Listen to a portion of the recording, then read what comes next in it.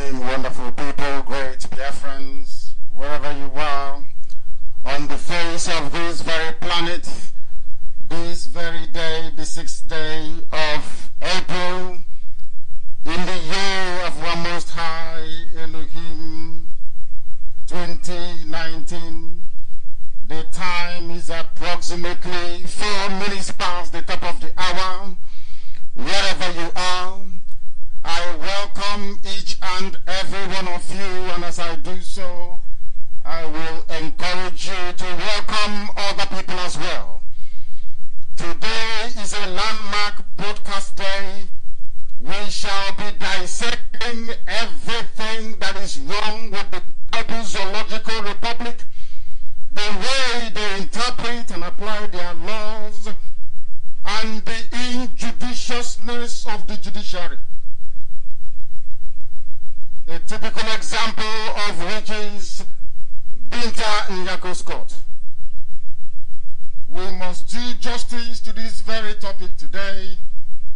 I will be addressing the entirety of humanity because I have the divine mandate to speak about Biafra, to propagate Biafra, to deliver this message of redemption and of hope to those who have been downtrodden, to those of us that unfortunately found ourselves inhabiting the same geopolitical space as those who are incapable of reasoning, those who are incapable of human civilization, and those who are incapable of doing things right the way they ought to be.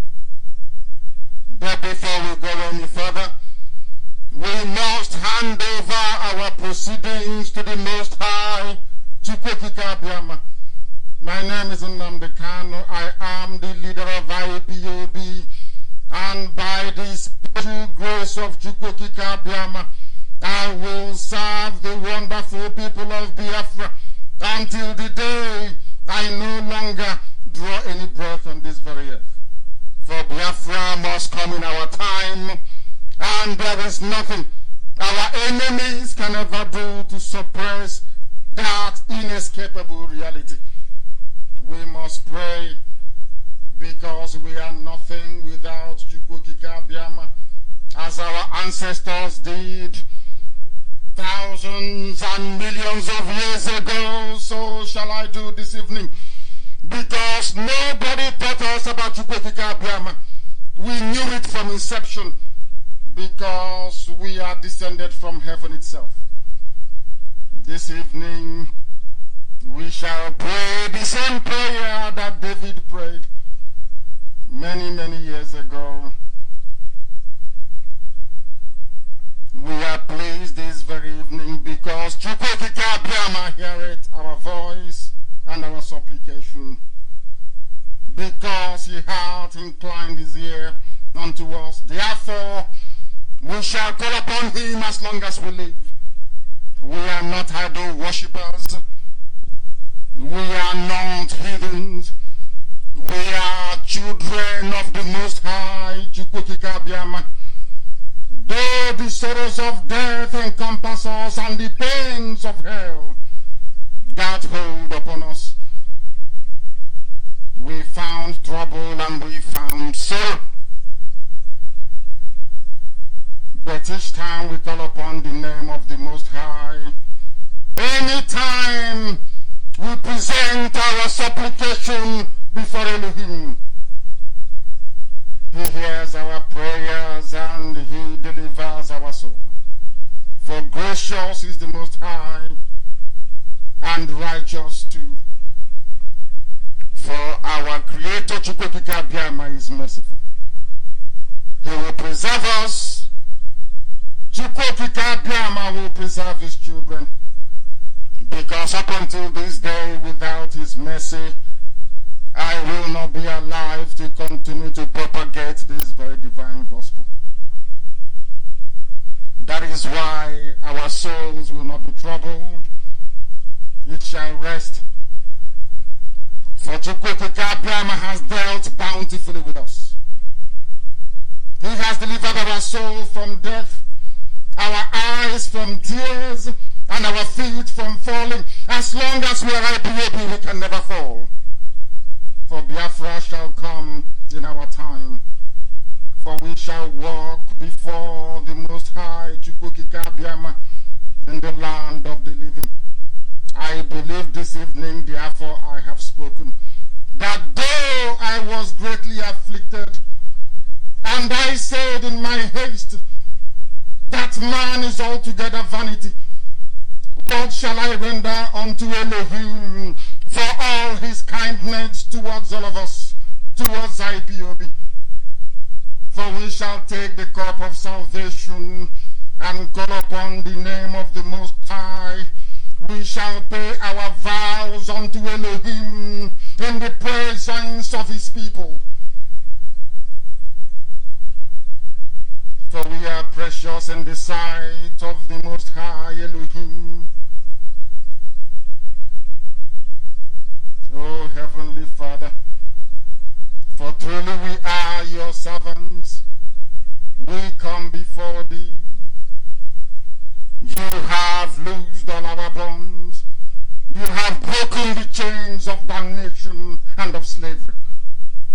Therefore, this very noble family IPOB, wherever they are domiciled on the face of this very earth, shall offer unto thee a sacrifice of thanksgiving. We shall call upon the name of Chukwukikabiama. We shall pay our vows unto thee in the presence of your children in the land of Biafra.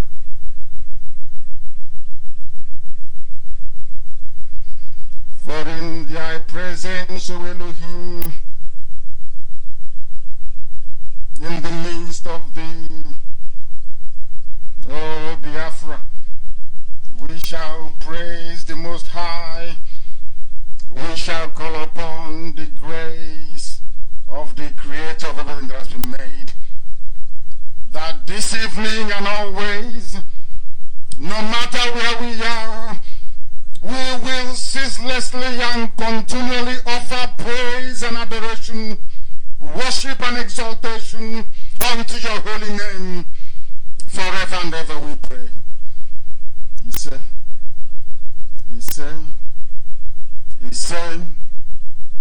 I say good morning, good afternoon, good evening, and good night to some of you, because this very broadcast is being listened to right across the entire 24 time zones on this very planet. For that reason alone, we must broadcast. We must preach this very gospel, and ultimately the zoo will fall. There is nothing anybody can do about it.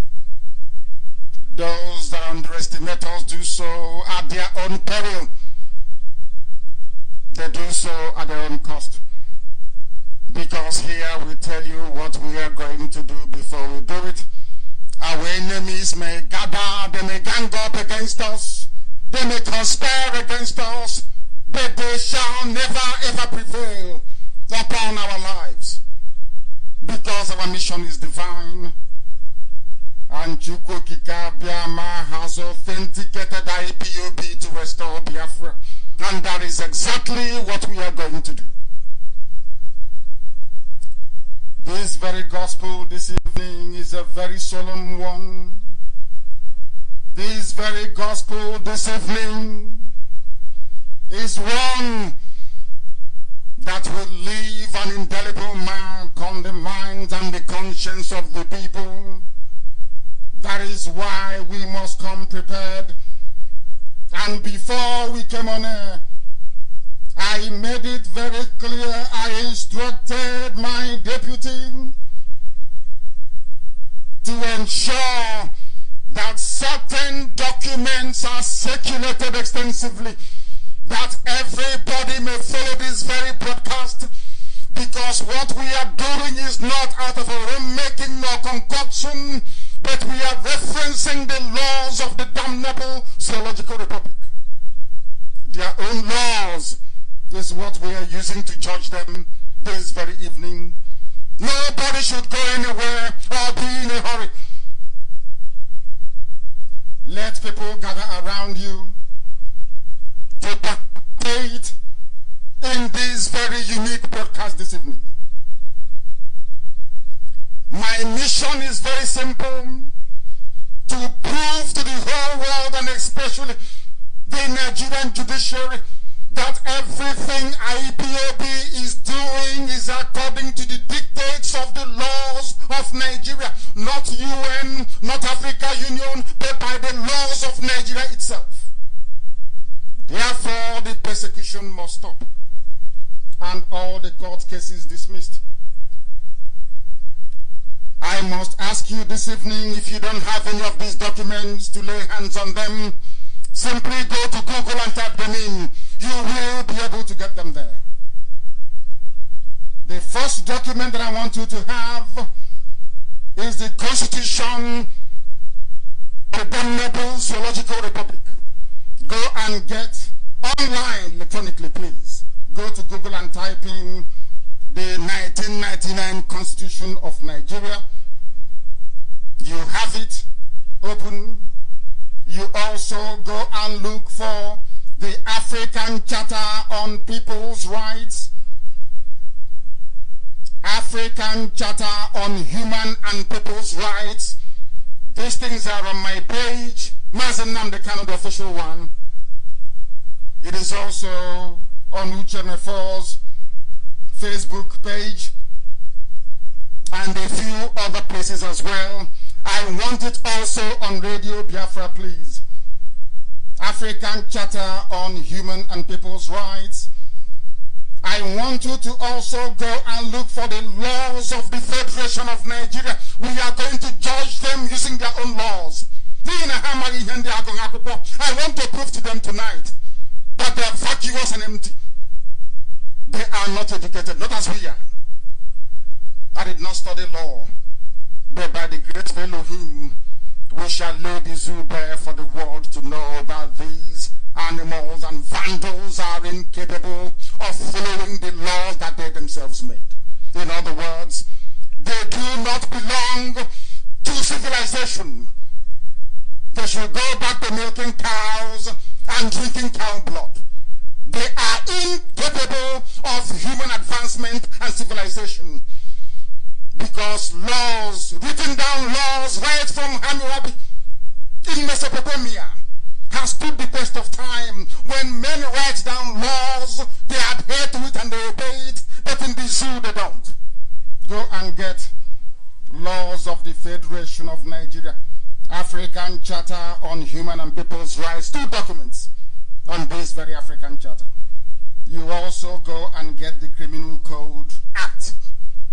The Criminal Code Act detailing every offense in the zoo, so that the world may know that we have not committed not one single offense, not one single crime. Let humanity be the judge of us against the zoo tonight. Get those 4 documents. They are on my page. They are being distributed everywhere. Simply click on the link. It takes you to where you ought to be. That we may do justice to the judiciary of the evil contraption, British created contraption, the Zoo Republic of Nigeria. Every day we hear about people talk about peace and unity. That is the motto on their coat of arms. When a Fulani jihadist is speaking, they talk about unity of the zoo. We must come together. We must make progress. We must be united. If there is no peace, there is no progress. Every day they keep crying out for peace. But have you noticed that nobody talks about justice?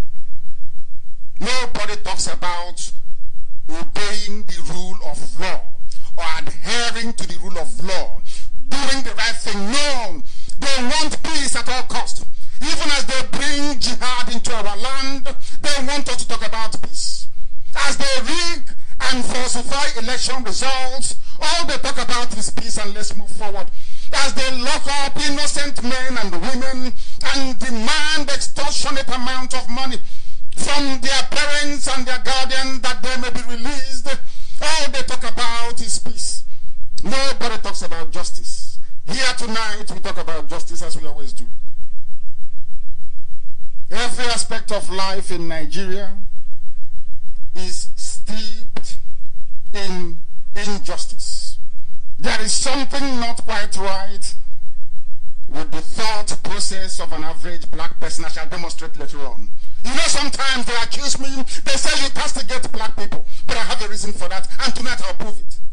All the beautiful laws written down to guide governance in Africa, all the laws written down, enacted, enshrined in national laws across Africa, designed to protect the citizen.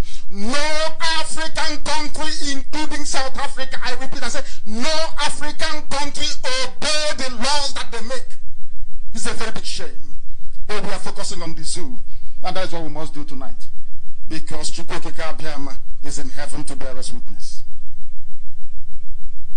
Everywhere you go, there is injustice in every corner.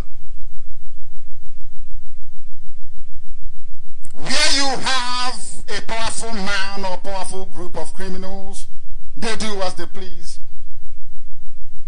People are not in control of the government. You can never ever notice any discernible human progress. Documented civilization. I'm not talking about African civilization. I'm talking about written down, documented civilization. Is it a surprise that Mesopotamia, that part of Persia, where the laws of man was written down on a tablet of stone many years ago? I'm sure most of you have heard about Hammurabi, the code, written down laws. Is it a surprise that civilization, the way we know it today, started from the place where men wrote down laws and respected it? There is something about written laws, obedience to laws, which is the rule of law, that Buhari before he died never adhered to, that no Fulani ruler has ever adhered to, that even now, this impostor from Sudan, Jubril al-Sudani, that most of you stupidly and of course predictably went to vote for in APC, a Sudanese man, well younger than the dead Buhari, cannot adhere to the rule of law. Isn't that why you are the poorest country in the world? Isn't that why you are poverty-stricken? Isn't that why you are the last of everything that you go into? Because any group of people, any society, anybody, if you cannot obey the laws that you made yourself, that means you're not capable to be called a human being. That was why ancient people wrote down their laws. We must preach this very gospel. That is why in Black Africa, we appear to be sinking lower and lower into the darkness of oppression and injustice. Even in South Africa, where people fought and died to eradicate apartheid, now they have grown wings. They are killing fellow blacks. These idiots never killed any white person. But when it comes to a fellow black, we all grow strength out of nowhere. What am I trying to say? That the whole of Africa is polluted with iniquity because Africans do not obey their own laws. I'm here to prove it tonight, especially in the zoo. Not only don't they obey the laws in the zoo, they don't even know that these laws exist. That is why the likes of Binta Nyako, John Toso, all the cabal judges that you have, all the cash and carry judges that you have, don't know their own laws. These are judges. They are there to interpret the law. They don't know the law. They are ignorant of that very law they're supposed to interpret. I shall prove it to you. The killing of other black people in South Africa is a disgrace. That tells you how a black person behaves. The same thing applies to some of the baby saboteurs we have. Some of the idiots that we have, they wake up in the morning, they decide to try to sabotage Biafra. They never advance it because they are black. Their soul is evil and dark. They can never see light. To fight Fulani, no, they can't. To fight Risu, no, they can't. It's only to fight the effort we are making. Very soon they'll be dead anyway. Be rest assured. It was the parents of the same black people that are killing us now on the streets of South Africa. Their parents that fought for the end of apartheid. Now you understand why we want Biafra. Biafra will be the only nation in Africa capable of being just, civil, and fair. No other country, no other nation in Africa is capable of what Biafra is capable of bringing to the table. They know this. That is why they want to drag us down to their level in the gutter. That is why they don't want Biafra to come. Because they know what awaits the coming of Biafra. Because every nation in Africa will become enlightened. They will learn from Biafra. They will borrow from Biafra.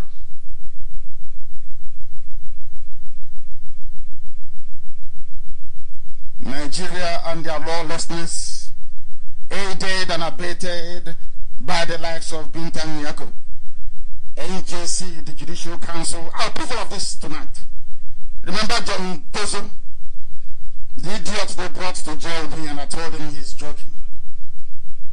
Your army in the zoo that never fights any war, never conquers any territory for anybody. They lost Bakassi. Without the help of Niger, of Chad, and of Cameroon, Boko Haram will still be controlling about 6 states in the north of the zoo. They never won any war on their own. Biafra war was Britain and Russia that helped them.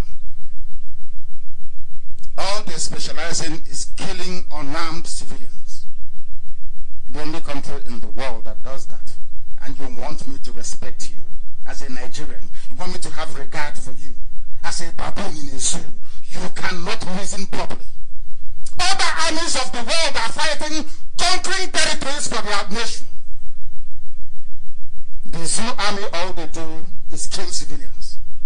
And tomorrow they promote them to field marshal, generalship, heaven knows what else. Very sad indeed. Is it your so-called socio-cultural organizations that you have? They start to talk rubbish. Igbo socio-cultural this or that. Wherever the money goes, whatever the color of the currency, that is the view and opinion you get from them.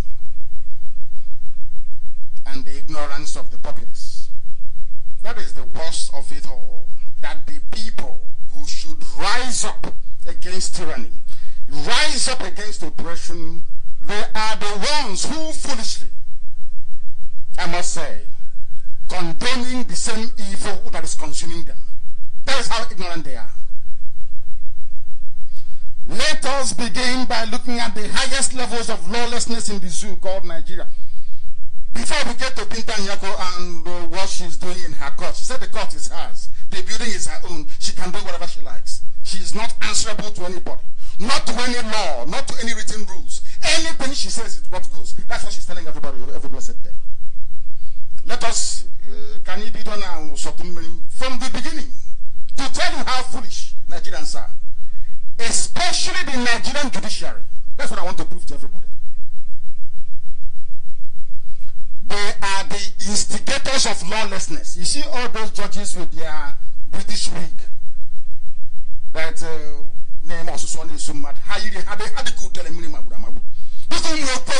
Imagine a black man in a white wig. Can you imagine it? They look like palm nut vulture. But that is what they wear. They look pathetic and ridiculous. But they wear it because they want to look like British. But you don't practice the law the way they do in England. Because you're a black man, you don't obey the law. You're a justice. Let us see how foolish they are.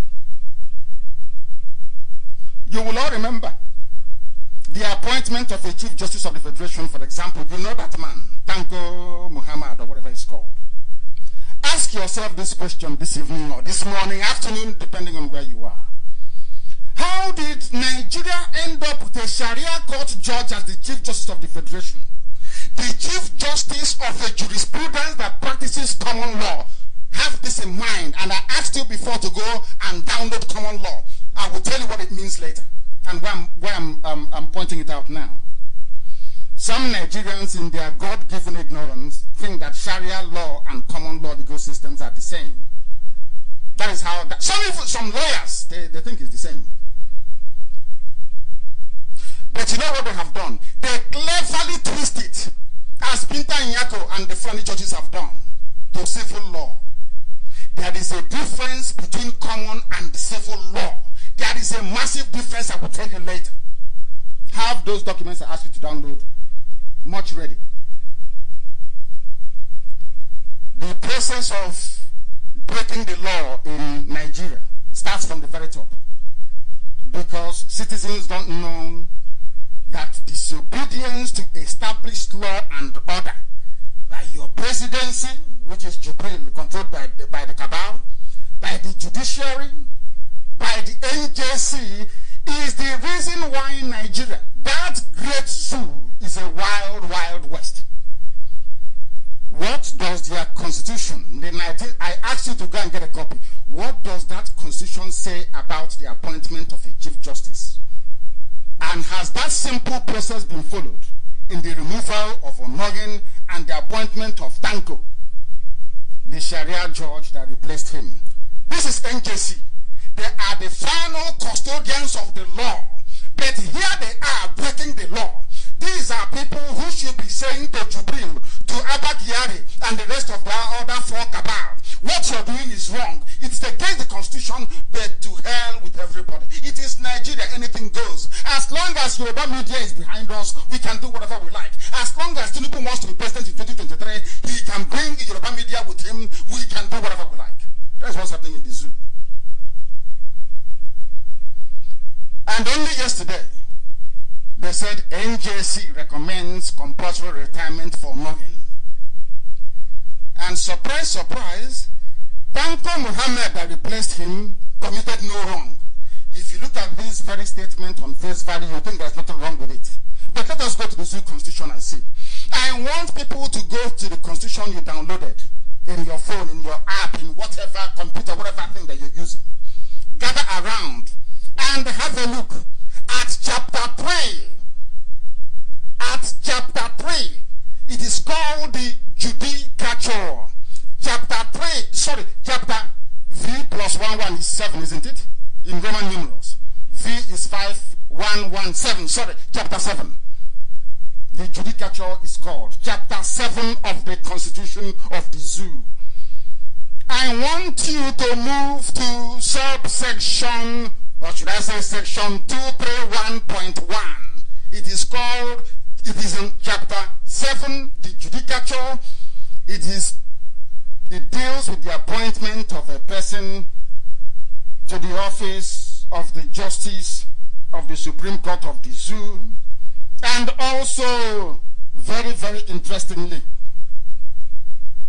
who should be in NJC or not. This is what Jubril did.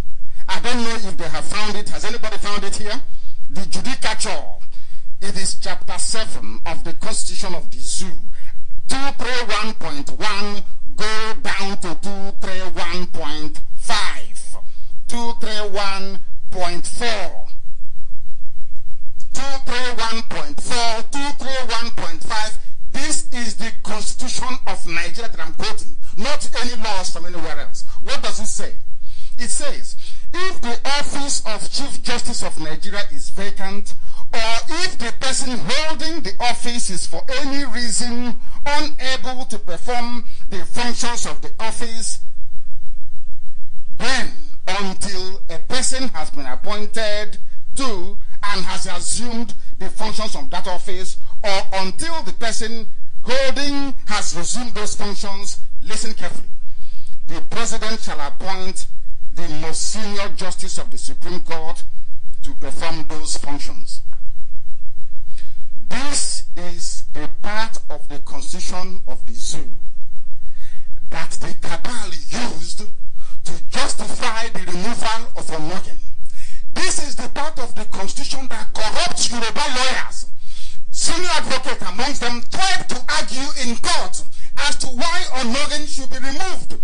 The constitution says here, if that position is vacant, not if the person is removed by the president. If it is vacant, by which they mean either due to ill health or death. But they saw this opportunity and they took it to remove Onogen. In their own constitution. In their own constitution. Now let's go to number 5, where it clears things up for us. Except on the recommendation of the same NJC, except at their recommendation, any appointment pursuant to the provisions of the subsection 4 of this section shall cease to have any effect after the expiration of 3 months from the date of such appointment. In other words, Tanko Muhammad, after 3 months, should leave office. It doesn't matter. That's what the constitution says. But do you know what they have done? They have prepared for him to continue. That was why NJC said that Tanko Muhammad committed no wrong. Do you see how they are subverting the constitution? Do you see how they are subverting it? The law here says, if the person holding the office, which is Onogen, is for any reason unable,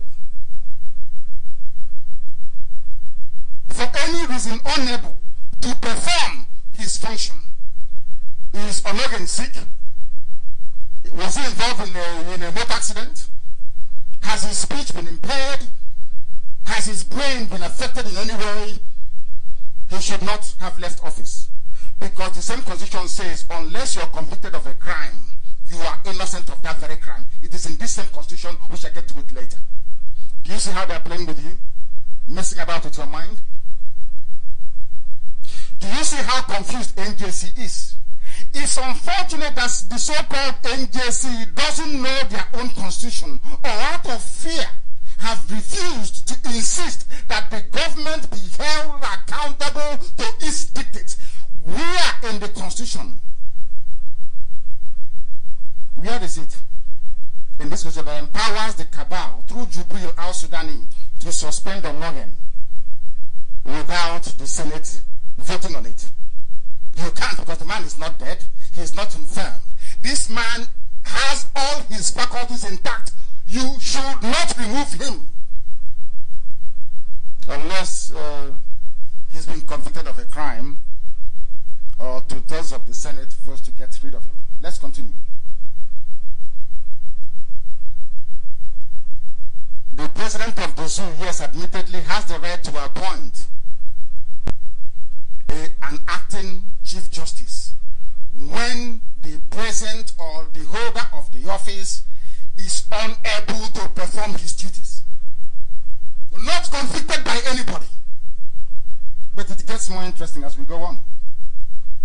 According to the NJC, Justice Walter Onogen had lost the moral authority to continue as Nigerian Chief Justice over the litany of allegations bordering on misconduct. This is from NJC. Now, my question to them is this. In all the law schools that you went to, when is it that an allegation now becomes proof of guilt? Mere allegation. So anybody can raise any allegation. And by virtue of that, you are now condemned. You are guilty. Do you see how they reason in the zoo? These are judges. Chief Justice of Appeal Court, Chief Justice of the Federation. Both their brains are empty.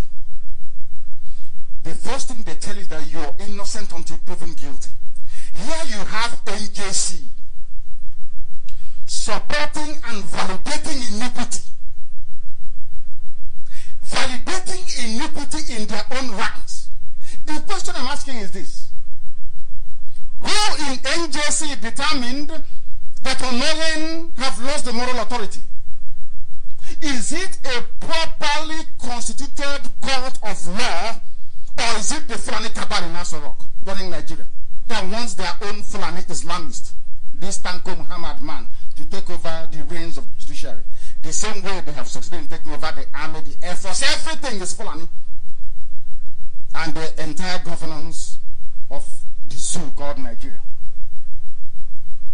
But has Nnamdi been convicted of any crime? The answer is no, which means he is innocent until you prove him guilty. That is the basic, that is the essence, the foundation of primary school law. Or else, anybody can level accusation against me, and IPOB will ask me to leave office. That should no longer lead them. Based on mere accusation, uncontested, untested, unproven. Where is your innocent until proven guilt? Where has it gone to? Why am I touching upon this before I go to Bintanyako? Is I want to lay the foundation that lawlessness in Nigeria starts from those useless judges that look like vulture with their white European wig. They don't make any sense. Not at all. Now, we must continue. Has Onnoghen been convicted of any crime as to incapacitate him? The answer is no.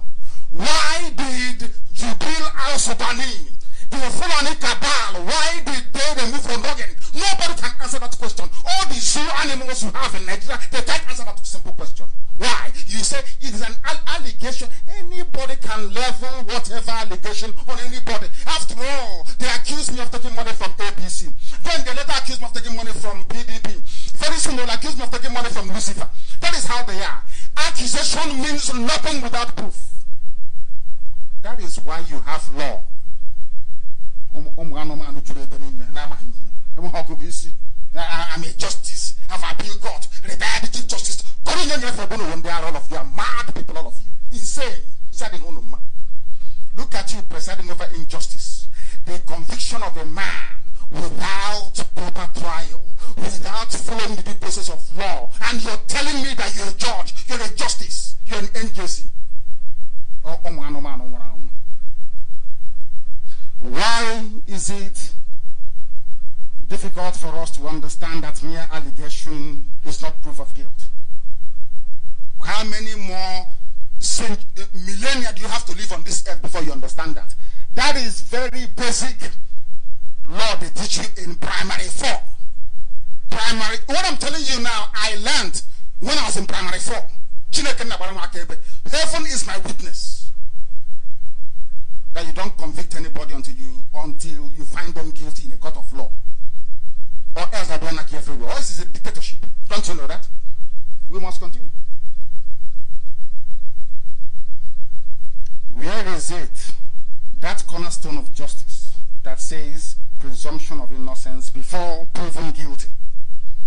Do you see how Fulani is debasing and rubbishing everybody? Not just our reasoning ability, but our morality as well. Yorubas have no morals because of the Fulani. You see learned Yoruba men. These are learned people. You see them supporting evil. You see a Sam supporting the removal of Onnoghen without the due process of law.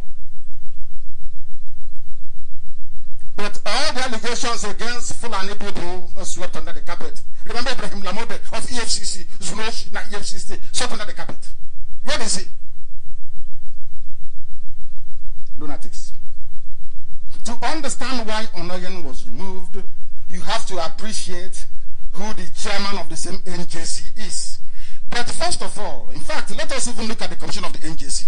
Who are these NJC people? According to the same constitution we're looking at, it's called the National Judicial Council. You find it on page 132 of the Nigerian Constitution.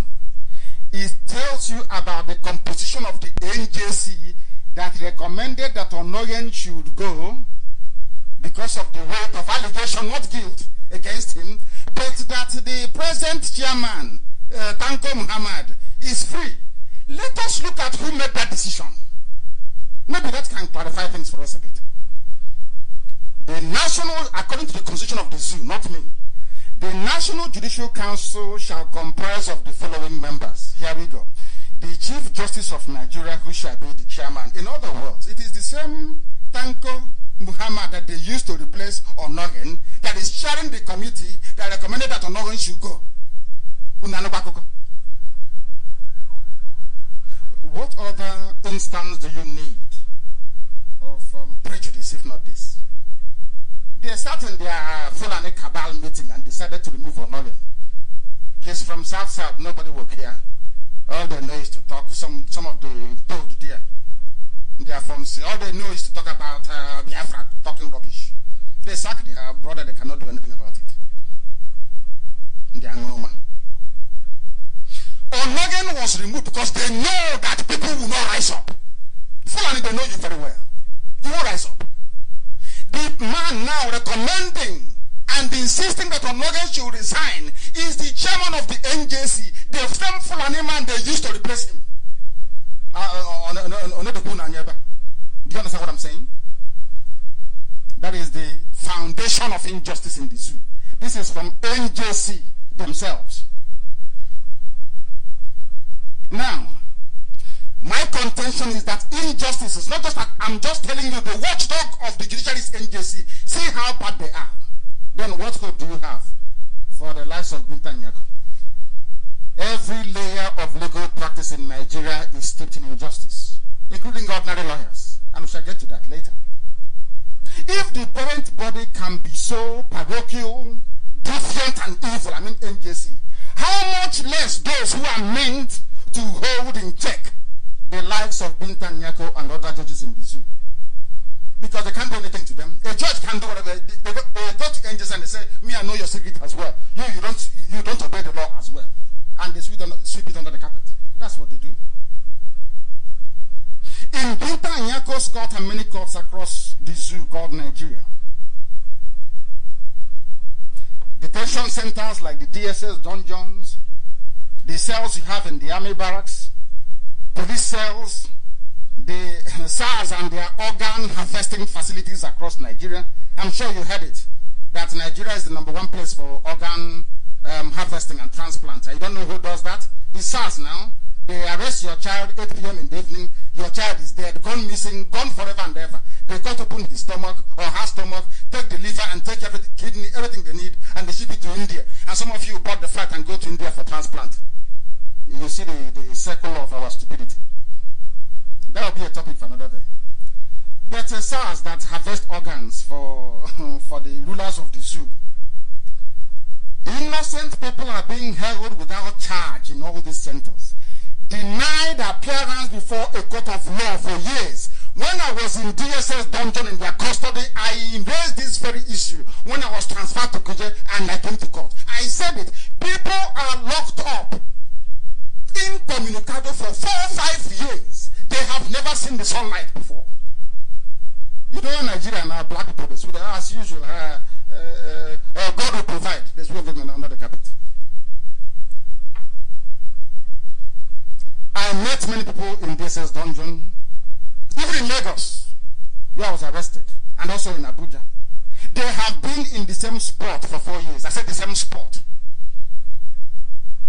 If you don't know what DSS dungeon looks like, please try and visit one. You will see human depravity and wickedness. You will never think that such a thing exists in life. That's what they're doing to people. And when you take the matter to court to the likes of Binta Nyako, they exonerate them. They say, oh, go and file a report of habeas corpus. But you're a justice, for goodness sake. There are people held without trial. Is it not your job to defend the Constitution? Why are you asking me to make an application when you can take a decision there and then to uphold the Constitution that you swore to protect? But they won't do it. Because, you know, they share the money now, the money for feeding. Everybody gets their own court. Judges get their own court. Everybody, they share it. Who is in control of that is the Ministry of Interior. Dambansao or Dambanza. That is the one controlling that sector now. So let me tell you one thing you don't know. The judges in Nigeria, the police, SARS, all of them, they're in cahoots. They're all working together to subvert justice, to bring iniquity upon the people and darkness upon the land. The number of Biafrans in detention, DSS custody in Abuja, if any of your relatives are missing from southern Biafra and the coastal region that they call Niger Delta, is in Abuja. Is in Abuja, I'm telling you. I asked for an independent audit of the cells you have in Abuja, the detention facilities there run by DSS. You'll be shocked and amazed. How people are holding without charge. I said no charge. We shall see what the Constitution said about it later. I have people from Niger Delta held in thousands in DSS facility. We know. They arrested Justice Ude from Ohafia. They took him to Abuja. What crime did he commit? Nobody knows. Where was the crime committed? Nobody knows. They took him to Abuja. Emmanuel Chido arrested in Enugu, taken to Abuja. Uchen Nemeniken arrested in Enugu, taken to Abuja. Ask yourself, why are they are waiting? If nobody comes, they'll kill them and take their organs and sell it. That's what they do in Nigeria. Go and ask you and not me. Nigeria is the largest market for organs in the world. That is what they do in Nigeria. Look at an eyewitness account of daylight robbery. Law enforcement and interpretation of the same law, the same laws within the justice system. Now let us look at what the police has been doing. I'm coming home. We must be very patient this evening. Very, very important that we are patient this evening. If you don't give money to police in Enugu or in Ebonyi, even Anambra, anywhere you are in, you know what they will do. They will stop you and say, park clear well and all that nonsense. And you refuse to give them money. I think Inter-Society did a very brilliant job this week, this week, in exposing this racket of death in our land. But the answer is there. How did Nnamdi Kanu did this. IPOB did that. They look at what is happening in their backyard. They cannot speak. Do you know why they cannot speak? Because they have been compromised. They can never ever defend you. Never, only IPOB can. Do you know the work we're doing behind the scenes that you don't see or hear about? Maybe today the Dr. Zimbabwe went to beg Israel to bring up agriculture to Abia. Now you know what we've been doing. Everybody wants to copy us, they want to be like us, but they can never be like us because we're exceptional. If you don't give the police money in Enugu State, somebody quietly and carefully chronicle this for me. It's not my original idea, but I must speak it tonight on this platform. If you don't give police money in Enugu State, for example, you will be locked up in a police cell or worse, taken to a prison. You've not committed any crime at all. This is Nigeria for you. A court of law with a presiding magistrate will now read you a fabricated charge, maybe loitering with intent, and detain you for another 21 days. After which they will tell you to go and seek for bail application in a high court. They will not tell you, oh, it's not our jurisdiction, no, go to high court. They are waiting to see if anybody will come for you, or they will take you and kill you and harvest your organs. This is happening on a daily basis. Suddenly, they have no jurisdiction to hear the case in magistrate court. They take you to high court. At this time, one useless quack charge and bail lawyer will come and approach your family and tell them, oh, I will apply for motion for bail. Oh. For the inmate, you're no longer a detainee, you're not an inmate. Suddenly, from defending the means of your livelihood because you said you will not give policeman money in a checkpoint,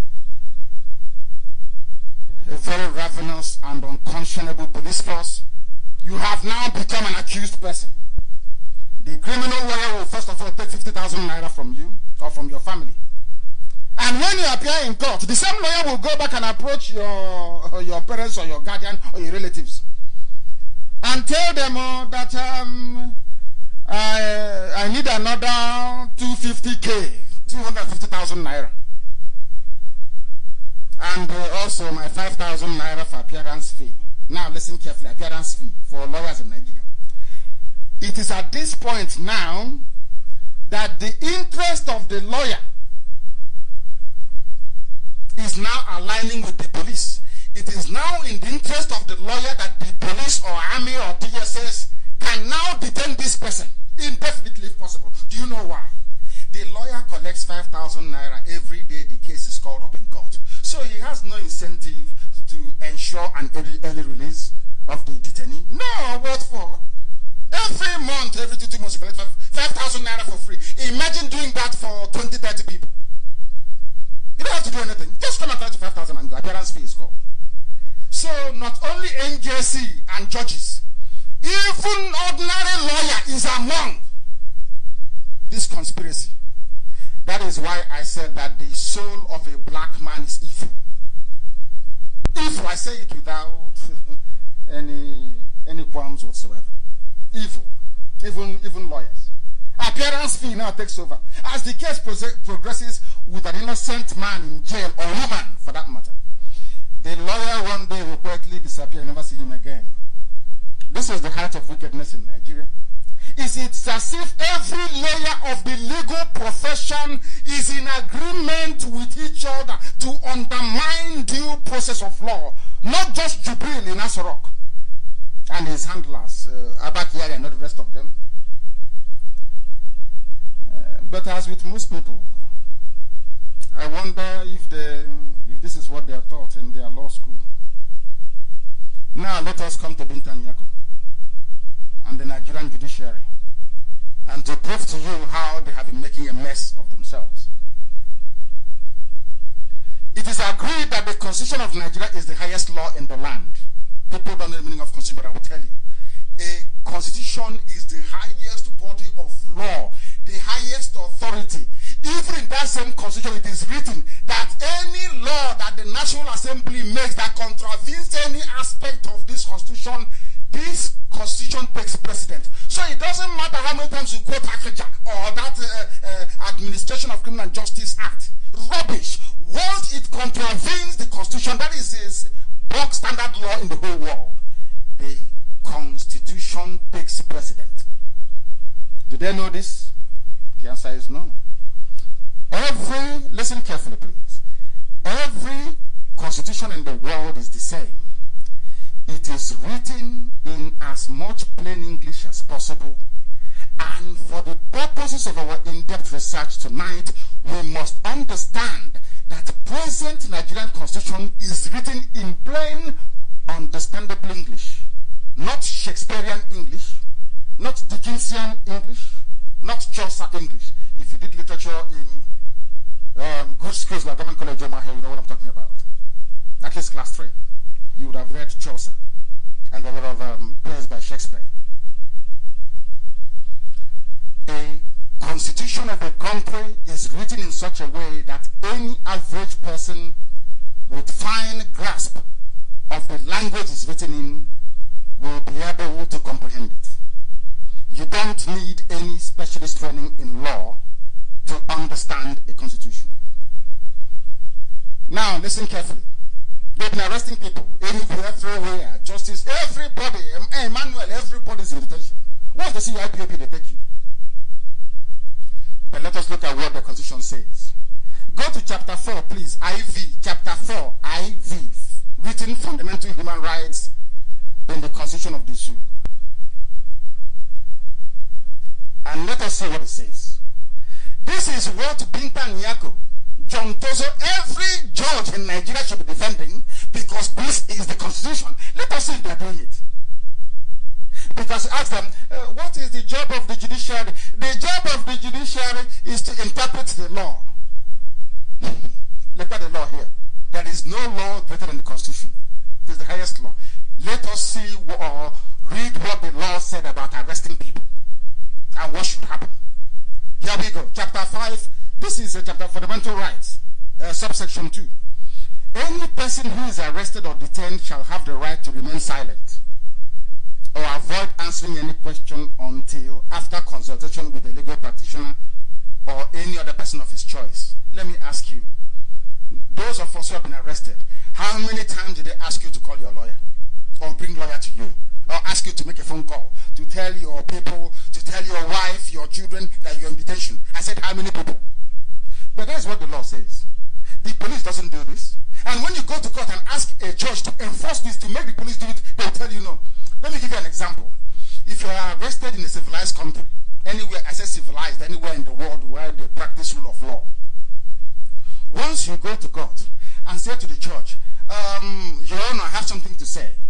I was not allowed a phone call. I was not allowed to speak to my lawyer. Nobody was present when I was questioned. Your case will be dismissed there and then. And the police or whoever was holding you will be held accountable. I said this there and then, not tomorrow, not in 4, 5, 6 months' time. No. Ask yourself this question. When they bring people to you, to your court, Binta Nyako, why don't you insist that since the extraction or confession or whatever nonsense they have concocted is not in the presence of their lawyer, why do you allow the case to proceed when the Constitution says it's against the law? Is it not very simple? Let me tell you what the law says again. This is the highest law in Nigeria that Binta Nyako should be upholding in her court. Any person who is arrested or detained, this is subsection 3 of the Constitution. Any or under the chapter on human rights, chapter 4 is human rights. Please go there. You will see it. Any person who is arrested or detained shall be informed in writing within 24 hours and in a language that he understands of the facts and grounds for his arrest and detention. Come on, my good for 4 years. They keep asking, what have I done? What am I doing here? Nobody's talking to me. They'll tell you, hey, shut up, my friend. And you take the person to court, and the person is trying to draw the attention of Binta Nyako. I have been in detention for 4 years. I did nothing wrong. Nobody wrote to me to inform me in writing what I did wrong. They'll take him back. Or DSS will apply for adjournment, and you'll be taken back to DSS custody. And the judge will rise and say, oh, as the court pleases, my lord, my lord, my lord. They're going to want to Lord. Look at what they're doing to human beings. Let us look at subsection 4. Any person, this is the law of Nigeria, any person who is arrested or detained in accordance with subsection 1C of this section shall be brought before a court of law within a reasonable time.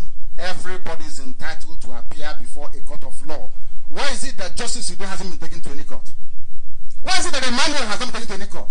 Why is it that we have IPOB family members, our people from Ijom, from Ogoni, in DSS custody, they have not seen the inside of a courtroom when the constitution of the country says you must, not you will, or when you feel like it, or when DSS feels like it. The law says you must. And do you know why the law says you must? It is to stop the likes of Jubril, anarchists, to stop dictators from making life intolerable for law-abiding citizens. That is why. And now listen very carefully to what the law says again. Any person who is arrested, listen carefully, please. This is the crux, or I have 3 things I want to preach tonight. This is one of them. 2 is coming. You must listen attentively. If you have anybody in custody in Nigeria, if you have anybody in any prison, in any cell, in any military barracks, anywhere in Nigeria, I am giving you free legal advice. Courtesy of the Constitution. It is the highest law in Nigeria. There is no other law that can supersede this very law until it is amended. I'm sure some of you have heard about 5th Amendment, 2nd Amendment in America. Once you change a law in the Constitution, you must amend the Constitution. And the legislation will say amendment to Constitution. So this law is valid till Monday morning. And listen carefully. It's for free. And I want to prove to the whole world how evil and wicked Nigerian judges are, especially Binta Nyako and her group. Listen to what the law says here. If you are not presented before a judge, a court of law, within 2 months, this is subsection 4A of the Constitution. Go to chapter 5, Fundamental Human Rights, you will see it there. Subsection 4A, it says, if you are not presented within or before a court of law 2 months from the date of your arrest or detention, in the case of a person who is in custody or is not entitled to bail, let us assume you have committed one heinous crime and you're not entitled to bail. All that nonsense the judge goes and says is generally not bailable. It's bunkum. Look at the Constitution, what it says. A judge will sit in a court of law and say, the crime you committed is not a bailable offense. Can you believe that? Can you believe that? A judge in a court of law will say, the the offense he committed is not bailable. Let us hear what the Constitution says about this. Section 4 is there now. Go and look at it. 2 months from the date of your arrest or detention, even if you're not entitled to bail, or 3 months from the date of your arrest or detention, in the case of a person who was previously released on bail, once you spend 2 months in custody without trial, my dear brother or sister, my dear policeman, DSS officer, justice, magistrate, lawyer, your constitution says that the person is entitled to automatic bail. When Elena's son argued this very point before John Soho, do you know what the stupid judge said? I'm relying my judgment on Akaja. But in this same constitution, it says that this constitution is supreme document of the land, supreme number 1 document of the land. I rely on Akaja. I rely on the Constitution of Nigeria, as badly written as it is. Anybody who is in prison custody, including Justice Ude, Emmanuel, all IPOB family members, those held when we were rallying for Trump's victory, they should be granted bail automatically. That is what the Constitution says. Constitution of Nigeria. That a judge should be upholding. But you come to court and you say to Bintan Yeko, they are not upholding. No, leave them. It's the state security services. A judge may want to whereas the law is written down in black and white. Nobody should spend 2 months in detention without trial, or else you must release them. This is to stop the likes of the cabal of Fulani, Buhari when he was alive, and now Jubril al-Sudani, from locking up his enemies. Do you think that Oyibo that started constitution is mad? Go and do your research tonight. Written law started from Mesopotamia. Intelligent people. Because when we write it down, one Fulani cow cannot come and change it for overnight. No, it's written down. You can't change it now. Can you change this law? The answer is no. That is the zoo for you. That is the zoo for you. And I'm giving this lecture for free this night, that all of you may understand that we Biafrans, we mean well. I want everybody to be developed. But still, let me start my own. Because you're contaminating my sense of reasoning. Your stupidity is clouding my sense of judgment. I can't reason very well when I'm surrounded by idiots. That is why I surround myself with the very finest men and women you have. People who can reason, people who can think. That is why IPOB is preeminent in the whole world. I said number 1. Can some of you feel the vibe of Biafra coming? I've not said anything. Can't you feel it yourselves? Everywhere is Biafra, everywhere. Don't you understand that? We must continue to do this very work. If somebody is in detention for 2 months, a judge will come, hey, it's not my file habeas corpus. I'm not talking about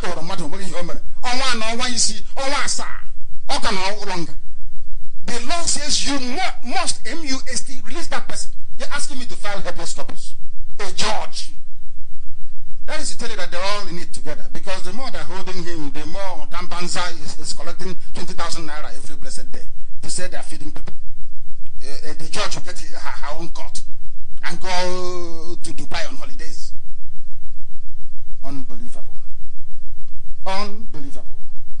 Let us look at subsection 6 of the same. This is page, I think this is now is the page 21 of the Constitution. Subsection 6, it says here, any person who is unlawfully arrested or detained shall be entitled to compensation and public apology from the appropriate authority. Somebody should please ask Bintan Nyako, why as a judge she did not insist? You know that Bright Chimese, you know Bright Chimese, one of my co-defendants. He was awarded 4 million naira damages. Uyo High Court. Bintan Nyako came to her court and quashed it. But that's what the law says. Because we were asking, where is Bright Chimese? Where is Bright Chimese? Where is he? We found him in Uyo. I arrested, no charge, nothing. A judge in Uyo said, this is against the law. The constitution said you should have brought him earlier. Because of that, I'm fining you, or I'm awarding 4 million naira compensation. Binta Nyako said no. DSS did not pay that 4 million naira. Instead, Binta Nyako came back and collected 10 million naira from Brett Jimenez, of course, my POB, to release that message on bail. And she's a judge, a learned senior. Maybe tomorrow she'll be the chief judge or the promoter to appeal court. These are the judges you have in Nigeria. The law says if you arrest somebody and detain them illegally for 2 months, you don't bring them to court, you don't discharge them, you don't grant them bail, they are entitled to compensation and an apology.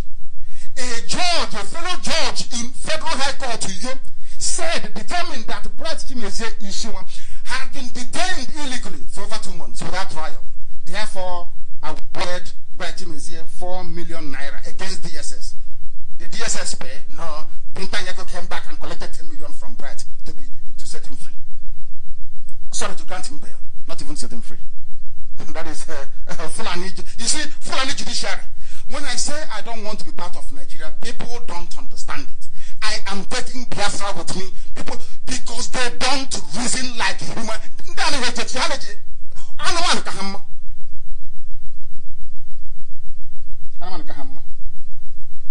She allowed the sham charge of conspiracy and treasonable felony to be brought before her court because she is doing her bit for the fraudulent one Nigeria.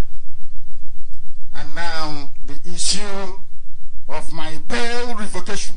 Very, very important. We'll look at it very quickly. You know the hype around my bail. You see how clever they are with the newspapers. Instead of them talk about the attempted assassination, the death of 28 men. It's about and shorties. Nnamdi Kanu shorties. These are journalists that should. I want to prove that every layer in Nigeria is evil. All of them in the whole place is thinking. What concerns a journalist is not to investigate the matter to say, but why did the army go to kill a man who is a word of God? No. It's about Abaribe bail. He's going to 300 for feet shorty. These are journalists. But of course, mostly Yoruba.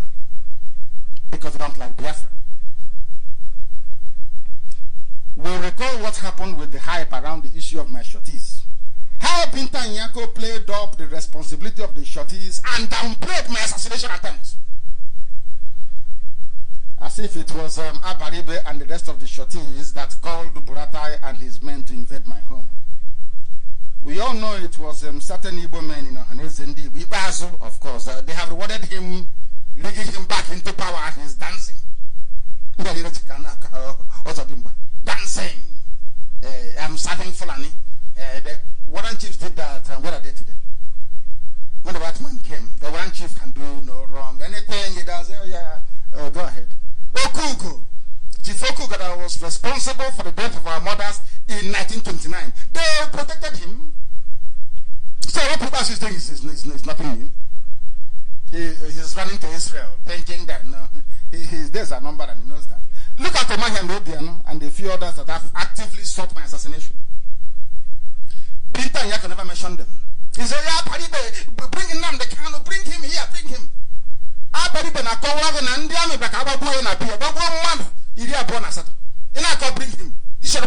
Are you well at all? What type of judge are you?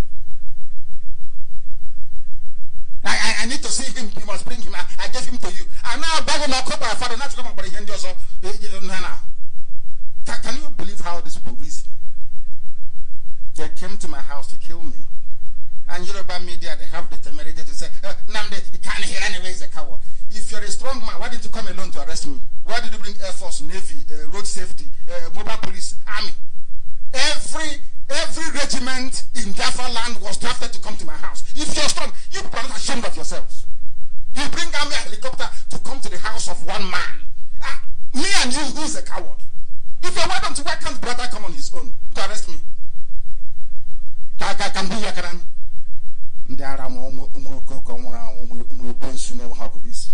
Useless set of idiots. You brought Air Force, you brought Navy, you brought Army, you brought police to the house of one unarmed man. Come out now, let's fight. Why can't you come on your own? Why can't you come?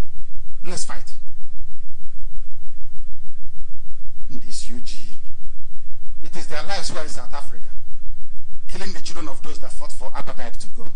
That's how stupid black people are. Useless, insane. They cannot reason very well. Hey, come back and go to prison now.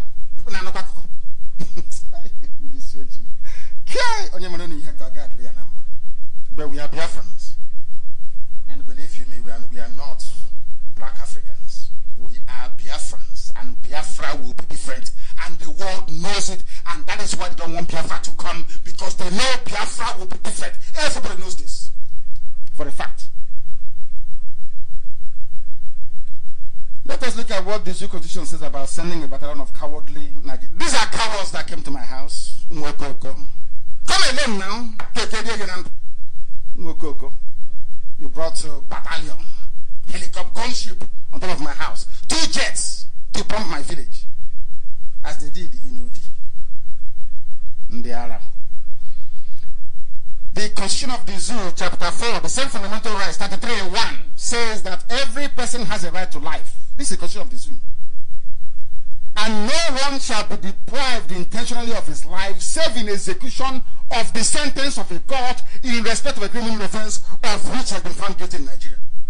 In other words, Buratai and the army, every helicopters, the ships, the gunships they brought to my house, Air Force, Navy, all the people that came to my house to kill me should not be there unless they were sent by a court of law. That is what the Constitution says. Chapter 5, fundamental rights, it is in the Constitution of Nigeria. Now ask yourself this question. Who sent Buratai and Nigerian army men to come to my house? Who sent the Air Force to come to my house? The police, who sent them? You cannot come to kill somebody unless a court gives you permission to do so. So what are you doing in my house? Who sent you?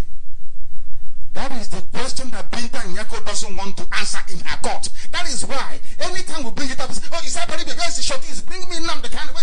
And now about Nnamdi Kanu in a judge. They come to kill me. They came to kill me, my brothers and my parents, and my men. Binta Nyako, even as a mother, you are fighting for the life of your son, who is under EFCC investigation, and your husband. But army came and killed other people's, other women's children. Even as a mother, you are not touched. That's how wicked and evil you are. Idiots who... you should come and fight. Where is he in Israel? Let him come and... Oh dear. I said that I'm trying to compare myself to Jesus, but I won't say anything. We must continue. Who sent Buratai and the army men to my house? When the Constitution says it's the wrong, you must be sent by a court. And I'm beginning to suspect that it was Binta Nyako that sent them. Because you cannot come to kill somebody without court order. Or else you hold whoever broke this law in contempt of your court. But she will not do it. She will not do it. Let us remember this. The charge number FHC ABJC. This is the case of the zoo against my shorties. We all remember on the 14th day of November 2018, Abaribe and the rest of the shorties went to court. Binta Nyako asked them to come to court to show cause, to tell her why the bond should not be forfeited. You asked me to come to court. Come to court and tell me why you should not forfeit the bond. Because you stood shorty for Nnamdi Kanu. This is according to court records. I have the case number here. FHC stroke ABJ stroke CR stroke 383 stroke 2015. It is there. At the end of that proceedings, without hearing from anybody, no, bring Nnamdi Kanu. If you can't bring him, she gave her ruling. What was Binta Nyako's ruling on the 14th day? Listen, this part of this podcast is very, very important, so you understand how evil the woman is.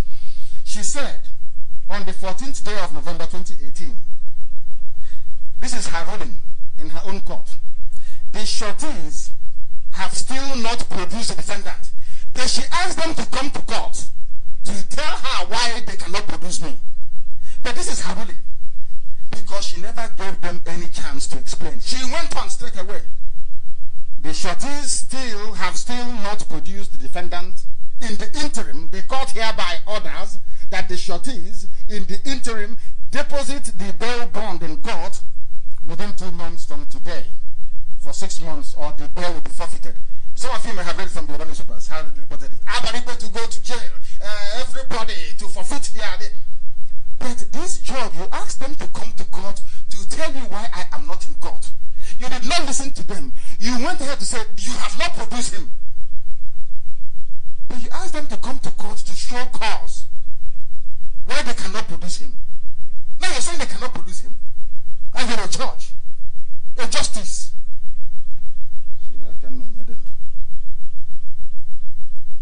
The motion pending, she continued, this is Binta's ruling. The motions pending will be heard on 28/3/2018. This one that happened a few days ago, the day that she revoked my bail. She adjourned Abaribe, the surety matter, to the 28th of March 2018. Not my case. The sureties.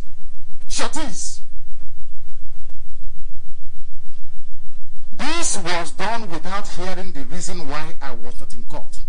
All Binta Nyeko wanted was the 300 million that Abaribe and Co would have paid her, or paid to her Fulani people. So they'll be looking for more oil. Maybe now they'll be looking for oil in Katsina, in Daura, because they're looking for oil everywhere.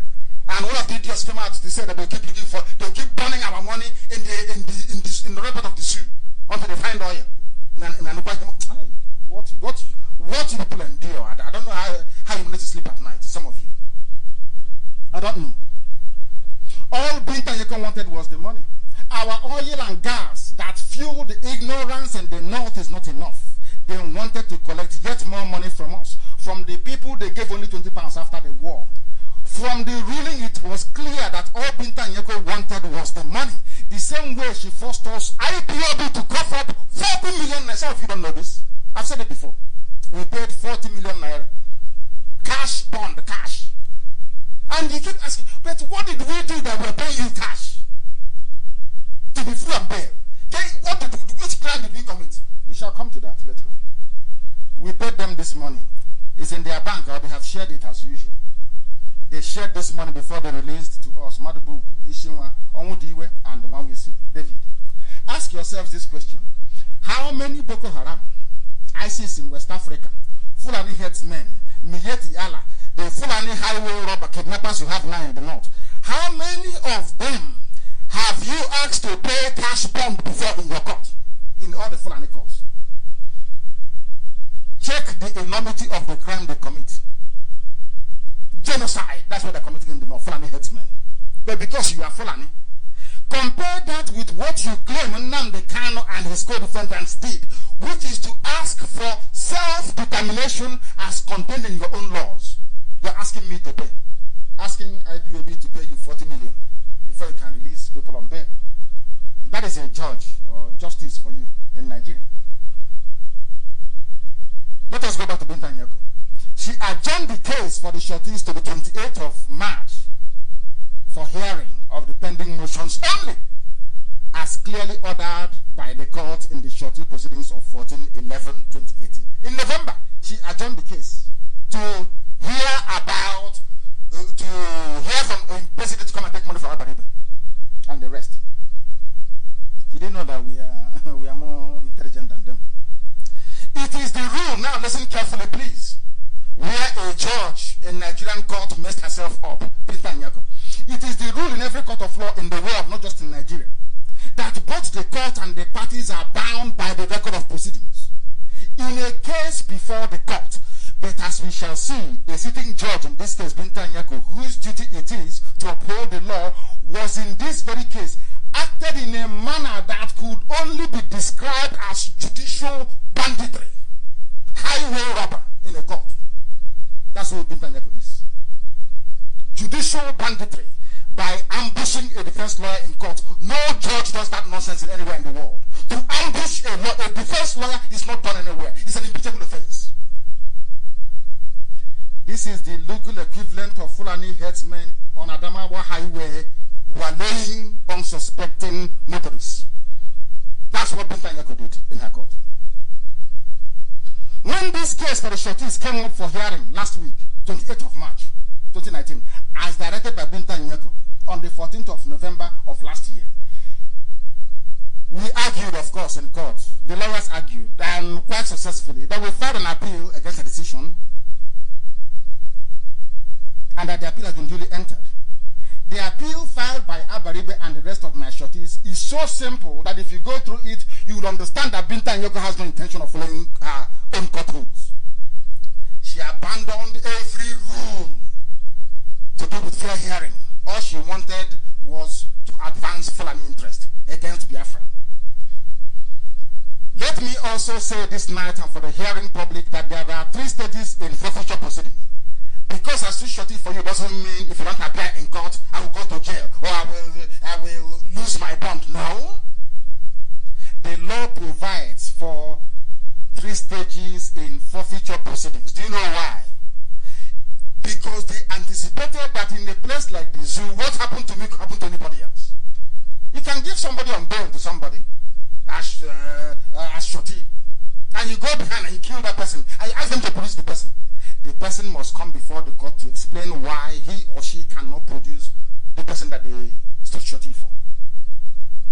That is why you have what is called forfeiture proceedings. But in all these cases, if everybody come, you lose your this, you do this.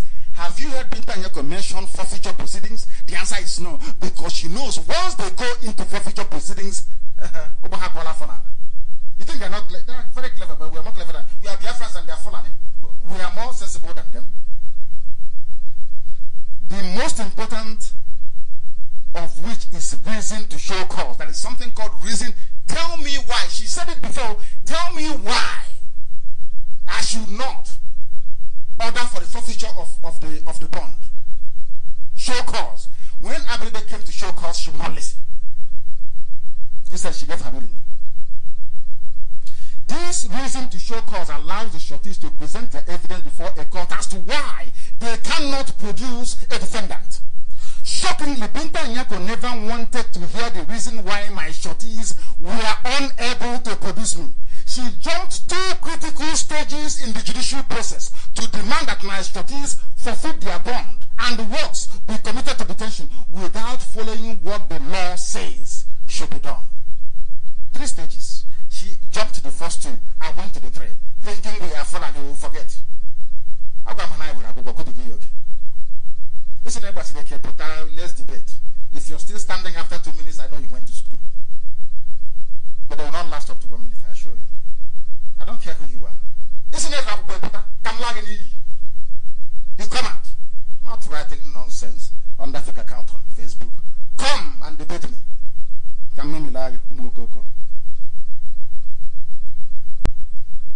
Binta Nyako never followed what should be done. This is the simple matter before the appeal court. We want the appeal court to say to them, Binta Nyako did not follow the stages she's supposed to follow. That's all. And they said, okay, yeah, bring it to hear it. That's all. The law, it's called law. Law says there are 3 stages. You cannot jump 1 and 2 and go. Do you think it's a cattle republic? You have to live with cattle?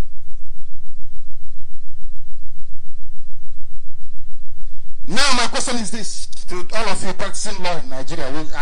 In all honesty, I feel sorry for the very brilliant ones amongst you. The question is this: is it right for a judge to abandon laid-down procedures in bail bond forfeiture without being heard? You can now understand why she did not insist that ACJA gave her the right to proceed with collecting 300 million from my shorties, or worse, jail them. She can no longer put ACJA. Because it's very clear. You are a judge, you are not following the basis of law. If you as a judge don't follow, how do you expect Jubilee and Fulani to follow? How do you expect them to obey the law? Fulani, obey the law. Who told you that? Common law, but never, they will not. Because it's not in them.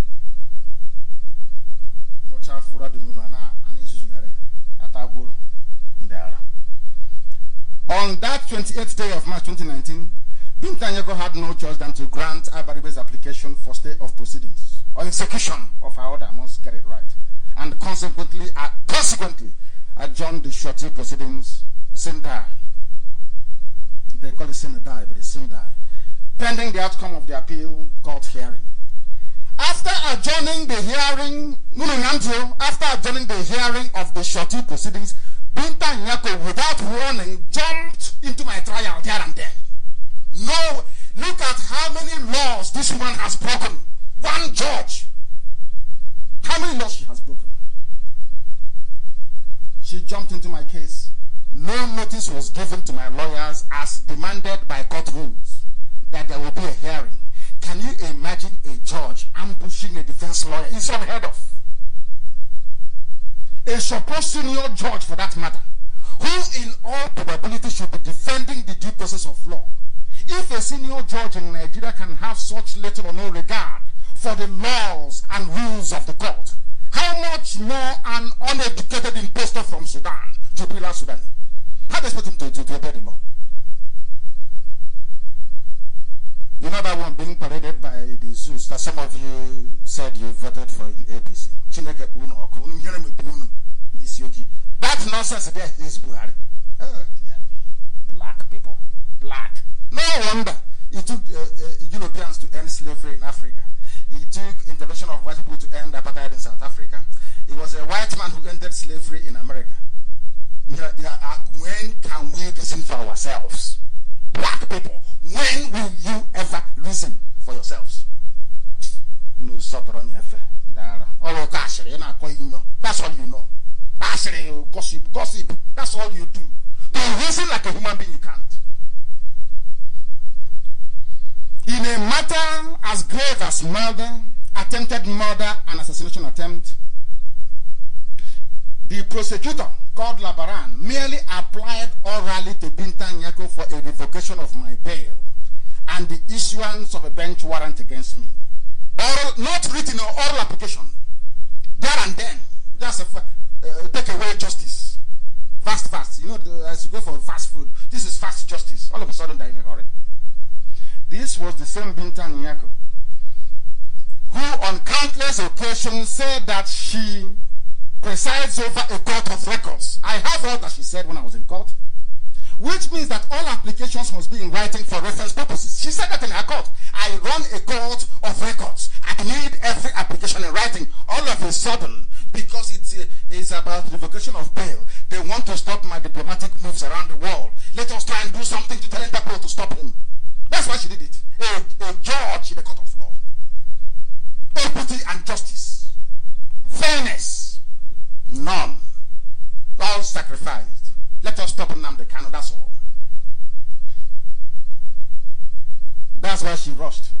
Suddenly, she agreed to hear the application for my bail revocation orally, without it being written down, because she does not want the nonsensical application for my bail revocation to be challenged by my lawyers. She doesn't want it. Despite the fact that my lawyer informed Binta Nyako in her court that the issue relating to bail revocation was not scheduled to be heard on the 28th of March 2019, Binta Nyako, a judge, refused to listen, not minding that what she was doing was against the rules and procedure in her own court. But they're all Fulani and they can do whatever they like. They can go to Sudan and after all, a Fulani president died. They went to Sudan and brought an actor. Did you do anything? The answer is no. Yoruba wants 2023, which they can never get anywhere. They can never get it. They can never. So anything, it doesn't matter where once they say you're Buhari, that's it. Yoruba journalists came out and were defending Jubril. They know it's Jubril. That's how evil they are.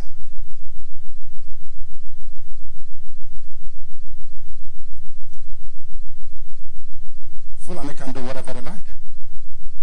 Britain handed over Nigeria to them. Britain gave them Nigeria as a gift. They can do, once the oil is flowing, they can do whatever they like. This was exactly the same nonsense that happened with IPOB prescription. They never went to court for an open trial. They went to Kafrati behind our back and applied for banning of IPOB, tagging them terrorist group. Within 4 minutes, it was granted. We have been in court for nearly 2 years, asking them to bring this case before a court, before a panel of judges. Let us prove to the world that we're not a terrorist group. They keep adjournment. They keep adjourning it. Adjournment after adjournment. Adjournment. Do you know the case was adjourned again to October? Hoping that they will use Chineberonwudiwe's confession, torturous, hoping to use Chineberonwudiwe's confession to convict anybody. So when they come in October, they will say, yes, IPOB is a terrorist group. After all, this Fulani Judge Binta Nyako have ruled that or determined that you're a terrorist group. That's what they want to do. It took them 4 minutes to tag IPOB a terrorist group. It's taking them over 2 years.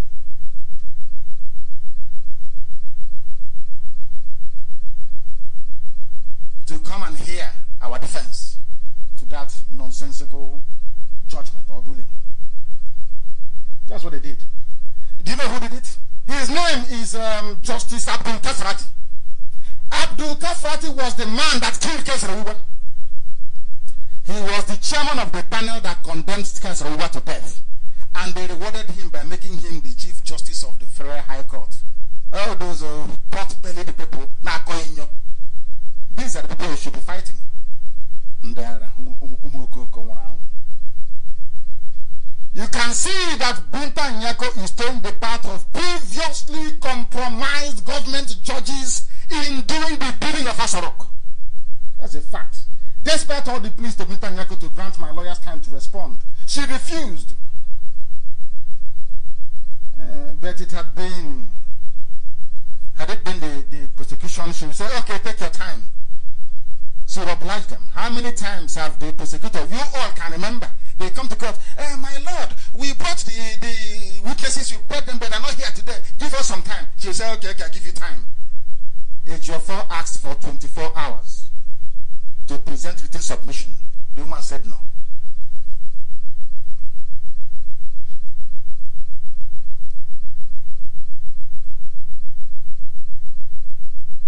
Unbelievable. Binta Nyako did not afford me the opportunity to be heard in her court because justice and fairness demands that the prosecution submit a written application demanding for my bail revocation, not oral, which would have been met with a response from us. But it is clear that Binta Nyako did not want the atrocities the army committed in my home to be a matter of public record. Binta Nyako grew up in the barracks. Her father was a major general in the army. You don't know that? She doesn't want her court to be used to showcase the evil and the atrocity of the Nigerian army. You don't know that? That is why she doesn't want it. That was why she went for oral application, not written. Because once it is written, Ejiofor and the team will respond. Once they respond, all that they did will become matter of public record and referenceable. She didn't want it. But I'm telling people anyway. I'm telling you. Because that is the zoo for you. What Binta Nyako cleverly did by ambushing my defense team is to make sure the issue of the attempt to kill me will not be mentioned in her court. This is the height of judicial injustice and perversion of justice. I am a victim of assassination attempt, attempted murder. If you don't know. A victim of attempted murder. Mind you. By the state of Nigeria. One thing that has been established is that this order that Binta Nyako made is unconstitutional. Listen carefully. Binta Nyako insisting that she would take that oral application without any response from my lawyer is unconstitutional. The fact that she mentioned a case which wasn't listed in court on a particular day is against the Constitution of Nigeria. We are proceeding to reveal all to all of you. The order was not only unconstitutional, but was made in contravention of common law legal procedure rules. I ask you to download common law. Please click on it and see what common law is all about. Binta Nyako lied when she said there was nothing before her court concerning me and why I wasn't able to come to her court. She conveniently forgot that I deposed to an affidavit in Israel and filed a case. The suit number is FHC/ABJ/CS/908/2017, which is the matter we brought before her between myself and the chief of staff, Opurata, that led soldiers to my house to kill me. In that suit, the reason why I cannot attend to her court was well spelled out. My deposition was duly sworn before a notary public in the state of Israel. Official. A copy of the said sworn statement my lawyers filed before Binta Nyako. That is my statement where I was telling Binta Nyako what happened, but she came to her own court and lied that she had nothing before her. And she's a judge or justice. It is a fact on court records in front of Binta Nyako that the Nigerian army came to my home to kill me. I lost 28 men at my home in Isiama Faruku on the 17th day of September 2017 in a murderous raid that left many more injured. 28 unarmed and defenseless persons were shot to death without any court order. Many were abducted and have not been seen till today. But some idiots, perhaps full of their own ignorance, are somehow talking about my arrest as if the army is not culpable. Let us see what the Supreme Court said about a court adhering to its schedule, as Binta Nyako ignored. It is called Court's Own Published Case List and how that should be treated. In other words, Binta Nyako by law should not have called up my case on a day that she did not adjourn my case for hearing. Ambush. Judicial banditry. Many Nigerians don't know the meaning of common law, but tonight I will educate you. Or why it is said that Nigeria operates a common law system. So, for the purposes of greater clarity this night, we shall first acquaint ourselves with the meaning of common law. Common law practice. You must know what it is. Before we go on to expose the ignorance of the Nigerian judiciary as encapsulated in the pitiable performance of Binta Nyako, let us look at the definition and the meaning of common law. What is common law, I ask? Listen carefully. This is according to Wikipedia, not Encyclopedia Britannica. I'm sure they even said the same thing as well. In law, that is common law, also known as judicial precedent or judge-made law or case law, is that body of law, listen carefully, derived from judicial decisions of courts and similar tribunals. That is why when you go to court, you will hear them recite or refer to a case between a Commissioner of Police in Ogun State, determined by either Court of Appeal or Supreme Court. Common law is a precedent law. In other words, you are guided by the ruling of a superior court or court of concurrent jurisdiction on a particular case. Black's Law Dictionary 10th edition defined it. In fact, went ahead to differentiate between common law jurisdictions and civil law. This is where the in the zoo. Call a lawyer now and ask the lawyer. What do you practice in Nigeria? I will tell you, my brother, no. They practice common law in Nigeria. But what Binta Nyako is doing is civil law, which is more like Sharia law, where if you are accused of any crime, you have to prove that you're not guilty. The burden of proof is not on the state. It's on you to prove you're not guilty. It is called civil law, not common law. Nigeria practices precedent law, common law. Understand the distinction between the two. Common law systems place great weight on court decisions, which are considered law.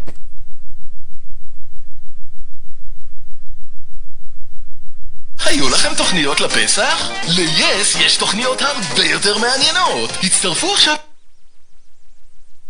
Common law systems place great weight on court decisions, which are considered law. Common law systems place great weight on court decisions, which are considered law.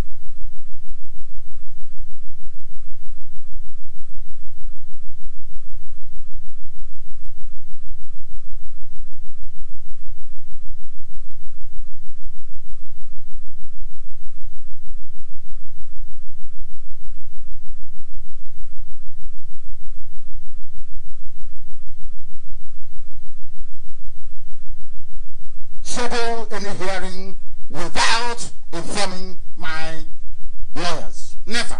That's Supreme Court ruling. But she won't listen. So does it mean, therefore means that Binta Nyako doesn't read Supreme Court judgments? That's what it means. Because by disregarding the decision of the Supreme Court in relation to ambush of counsel, she has decided that common law does not apply to her. This is the type of judges you have in Nigeria. The Nigerian government doesn't understand the constitution, neither does their judges either. They copy what is written by the white man, they add a few big words, big grammar, quote it with Sharia terrorist laws, and call it the Nigerian constitution. Even to carry it out, they cannot do it. When you hear big titles, one would think that they have something extraordinary upstairs. A judge, this, appeal court, chief justice, deputy chief justice, and what other nonsense they answer or call themselves. It's a very big pity that Britain put us together with this type of people. Another disturbing trend is the use of media to prejudice public opinion against IPOB before and during trial. Examples abound of media houses allowing themselves to be used as unwilling agents of persecution. Binta Nyako employs this method. Whenever any evidence emerges in her court that is likely to damage the government of Jubilee, she will quickly impose a gagging order. Don't speak to the media. Nobody should speak to the media. But the day she revoked my bail, anybody can talk to the media. And she's a consistent judge, isn't she? This same media was used to give the misleading impression that those of us standing trial committed a triable offense when that is not the case. Binta Nyako's revocation of my bail without affording me the opportunity of fair hearing suggests her complicity in the vicious military operation that killed many of my men and nearly got me killed.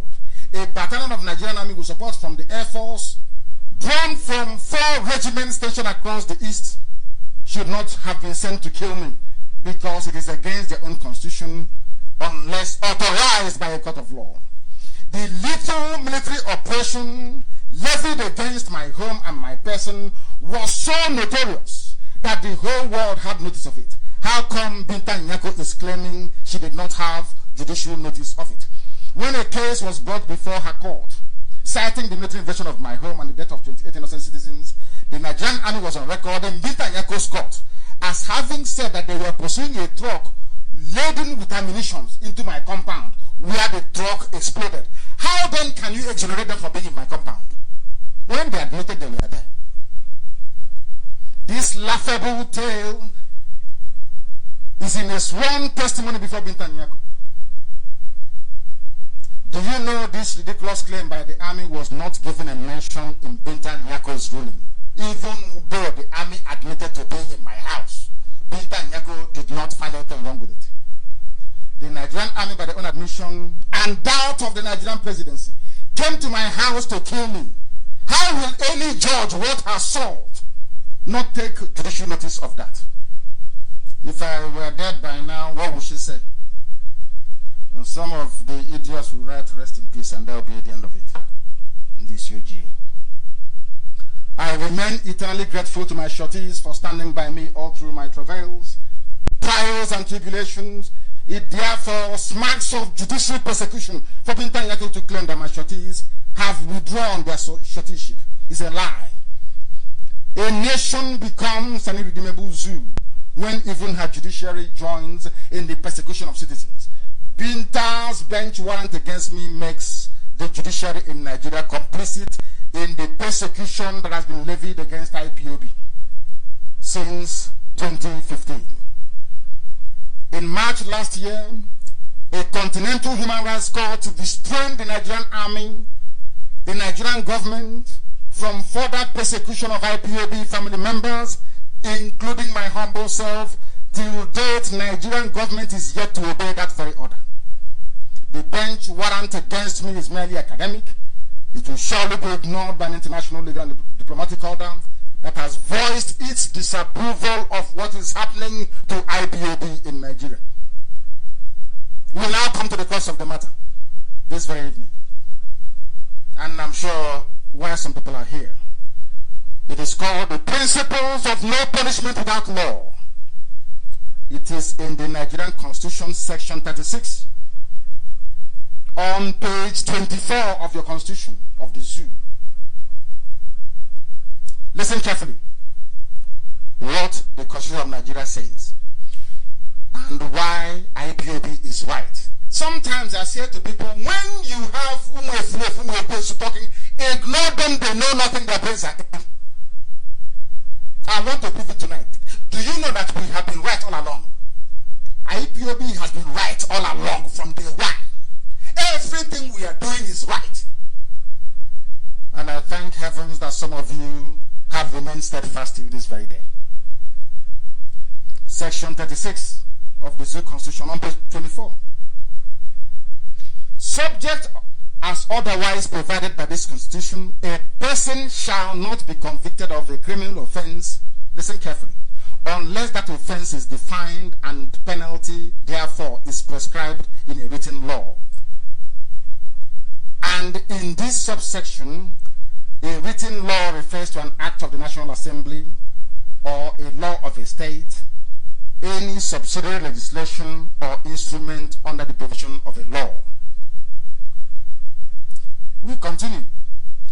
This section 36 of the Constitution, subsection 12, which some of you have and also refer to it, prohibits, you know the meaning of the word prohibition. It stops Pinta and Nyako. It stops the Attorney General of the Zoo.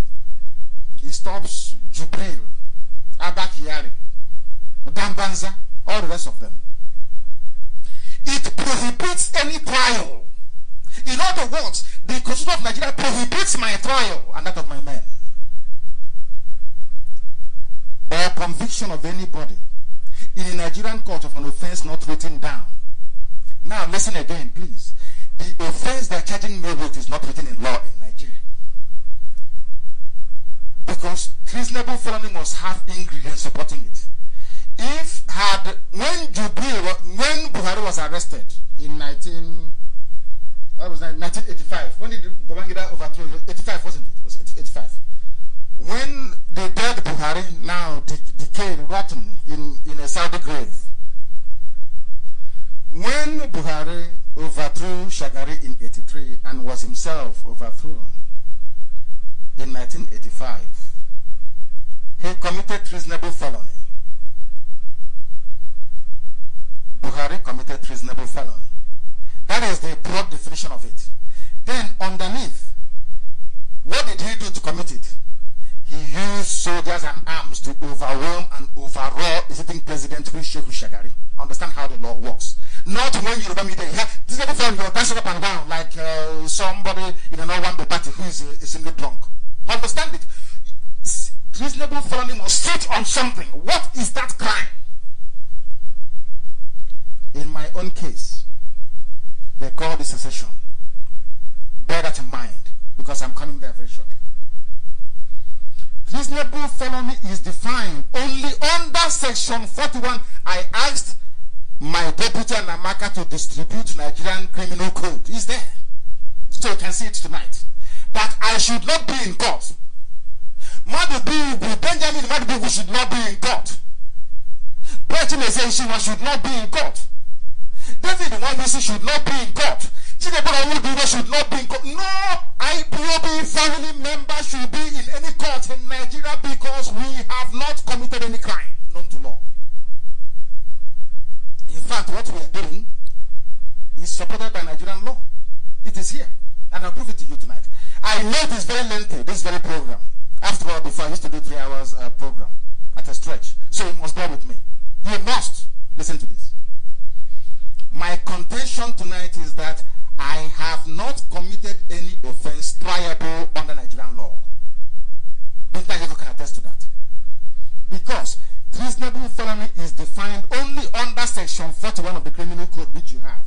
There are 4 definitions of treasonable felony, and none of the definitions mention secession or trying to carve out a nation from Nigeria as a crime. If you remember when I was arrested, Yoruba media went to market about my charges. Secession is a crime. People are so stupid. The nation of BIAFRA is a crime. Who told you that? If it is a crime, Why is it not in the laws of in the criminal code of Nigeria? It's not there. Pursuing Biafra is not a crime in Nigeria. It is not there. Secession is not a crime. Self-determination is not a crime. What IPOB is doing is legal. It is correct. Even before Nigerian courts. We must continue. Let me perfectly explain this. Nigerians, their courts, judges and some legal practitioners are ignorant of this same constitution of Nigeria they derive their authority from. I am not doing this expose tonight in the hope that Nigerians will do anything about their plight. No. They are blacks, they won't do anything. From the time immemorial, we don't do anything. I am doing it that humanity may know that we Biafrans are civilized, law-abiding people. IPOB is a civilized movement and law-abiding because we understand and respect the law, even the laws of Nigeria. Fulani in a billion years can never submit to the rule of law. Their judges are ignorant of the law. Therefore, those of you using the name of Nigeria, using the name of Biafra, I must say, to work for Fulani, encroachment into our land, or who think by turning to informants and agents of the caliphate, you can demoralize the weak amongst us. Let me tell you this tonight. You are wasting your time. Create as many fake Facebook accounts as you like. Issue misleading press statements as much as you like. One thing is guaranteed. Unless you mention Nnamdi Kanu or IPOB, nobody will read anything you write or anything you say. That's how powerful we are. Now you understand it. That is the level of stranglehold we have over you. Unless you mention Nnamdi Kanu or IPOB, nobody wants to read what you're writing. That is power and might that we exercise over you. Unless you mention my name, you are nobody. If you like, try and see. Nigerians and their government does not understand their own laws. They copy and they paste. For us to further understand how hopeless Nigerian judges like Nnamdi Kanu are, let us do some research on the constitution and what it says about Biafra agitation for freedom. Now I want to prove to you that agitation for Biafra is legal within Nigerian laws. Not AU law, not laws from UN, Nigerian law, inside Nigeria itself. Their law says I can secede if I want. Then why am I in court? Because I'm in court because Binta Nyeko doesn't read the Constitution. She has never read the Constitution of Nigeria. I'm not sure she has. And she's a judge. Let us proceed. Our focus is going to be on secession and write it down. Secession and self-determination. To prove to even a mad person, that Biafra, what IPOB is doing, and your joy is not a crime. When you want it.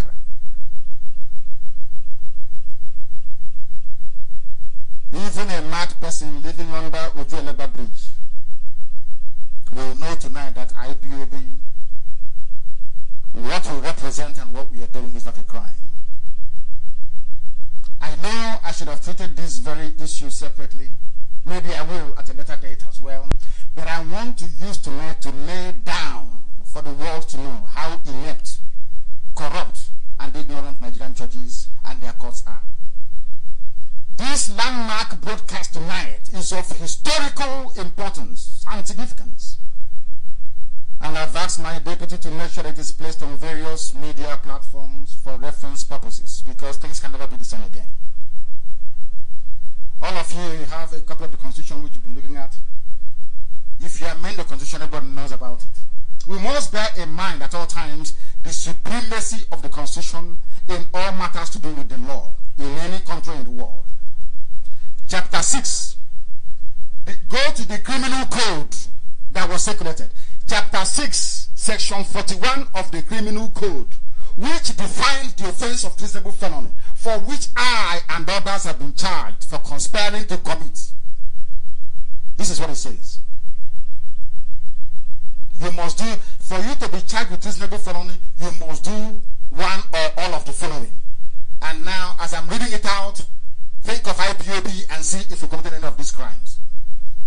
Now, Any person who forms an intention to effect any of the following, that is to say, to remove during his term of office, otherwise done by constitutional means, the president as the head of state of the nation and commander-in-chief of the armed forces thereof. In other words, did I start IPOB to remove Buhari then from office, or was I doing it to create Biafra?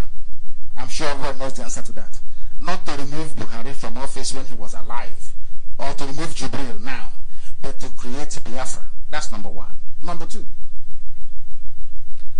to likewise remove, during his term of office, the governor of a state. Am I trying to remove any of the corrupt Awusa slaves, traitors we have in government houses, or am I trying to create Biafra? I wanted Okezi to remove through the ballot box, not by fighting the bagger. Of course, I know that the Kappa will come to his rescue. It's been happening throughout history. It's nothing new to us. They will defend their informants anyway. They will defend the saboteurs in our land. They've done, after all, Obabasika came back after betraying Ojubu, after the war, to become the governor of his central state. So they have a history of rewarding saboteurs. It's not a big deal. C is to levy war. This is treasonable felony.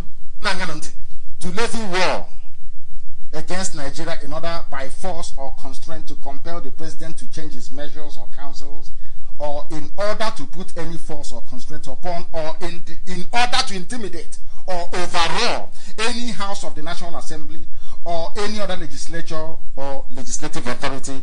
Is that what we are looking to do in IPOB? The answer is no. We just want to Biafra, a separate homeland for Biafran people, not to take over any house of assembly.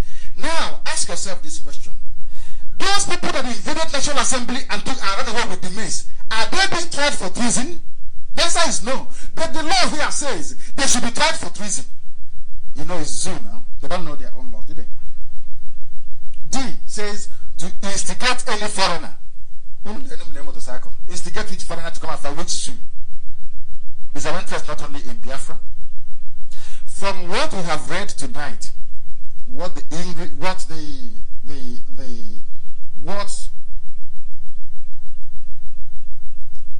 offense of treasonable felony means. Who in their right mind can accuse IPOB of having committed or planning to commit any of those? Now, on the basis of the above provisions which I've just defined, definitions which I've just read, preparation to secede, which is the ingredient, the catalyst, the trigger of all these things. They asked them, they said, okay, he wants to do this, okay, we understand. How was he preparing to do it? They said he wants to secede. That's what they said. And it's in my charge sheet, which everybody has it. Yoruba media, they have it, but they won't publish it anymore after tonight, I'm sure. They charged me with preparations to secede. This is how they intimidate our people. They say, oh, to secede is a crime. No, it is not. Upon this secession have I been charged for conspiracy to secede, but this offense is not captured under the 4 definitions as mentioned above. It is not. It is not part of the criminal code. Secession is not. So the offense as charged, the offense I am facing with my men, is not known to any written law in Nigeria. That is why Binta Nyako doesn't want to hear the case of jurisdiction, because she has no right to hear the case, because the crimes you are being accused of does not exist in law. It's not written down. And the Constitution of Nigeria says if it is not written down, you cannot be tried for it. Now, do you see why they are running from the court? Do you understand? Now, is it not very clear to everybody that what I'm doing is legal? But I'm going to prove it even more tonight. The time now is approximately 7 minutes past 9 p.m. here.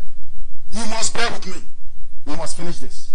Before, people used to ask me to stay on for 8-9 hours when we did the marathon broadcast. But tonight, we must finish this very broadcast. It's very, very critical. Listen carefully. The charge and my trial and that of my men is unconstitutional within the provisions provisions of Section 36, subsection 12 of the same zoo Constitution, which says that subject as otherwise provided by the Constitution, a person shall not be convicted of a criminal offense unless that offense is defined and the penalty therefore is prescribed in a written law. And in this subsection, a written law refers to an act of the National Assembly or law of the state. I'm asking you, go anywhere and check. Will anybody say in Nigerian law that secession is a crime? Or that mentioning Biafra is a crime? You will see there is none. So a lot of people have been acting under ignorance, under a spell of ignorance before we came. That is why I said before, anywhere we go, we bring light to it. We are IPOB, the very best of the best. I said the very best. You're not getting an IPOB, you're a child of Lucifer. Nothing good shall ever come out of your life, I'm telling you the truth. Before heaven and this very earth. IPOB is, we are whiter than white and whiter than snow. That is why all their plans against me can never work. And they know it. Now we are going to look at the laws from which I derive my authority to run IPOB, from which I derive my authority to ask for secession and to carve out Biafra from Nigeria. I have Nigerian law by my side, and tonight we are going to look at it.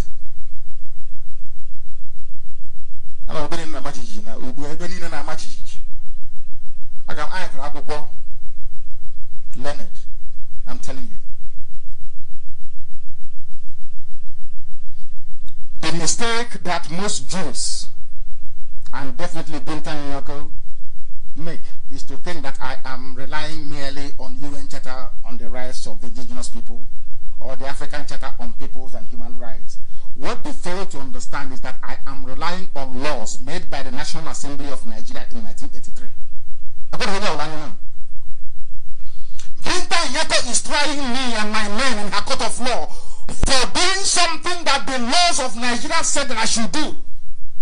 If I am oppressed, I should ask for self-determination. It's in the laws of Nigeria in 1983, enacted in Lagos by the National Assembly in Lagos.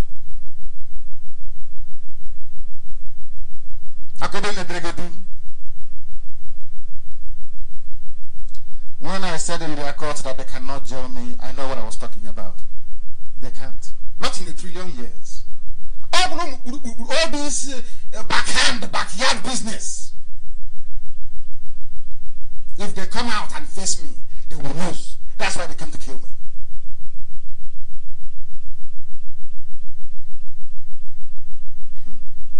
Listen carefully, please. What they fail to understand is that I am relying on laws made in Nigeria, which has never been repealed nor abrogated till date. To make my point, you will be shocked tonight to know that Nigerian courts do not know that the agitation for self-determination was passed as a domestic law in Lagos in Nigeria in 1983. It is written down in the laws of Nigeria. I ask for it to be shared tonight so you can see it. The laws I am quoting for you tonight and upon which the validity of IPOB agitation rests is found in the laws of Nigeria, not Africa Union, not UN. By proceeding with my trial, Binta Nyoko is in direct disobedience of the laws of Nigeria. And that on its own is an impeachable offense for any judge anywhere in the world. Now, we'll continue. Self-determination is not a crime, but a right. Listen carefully.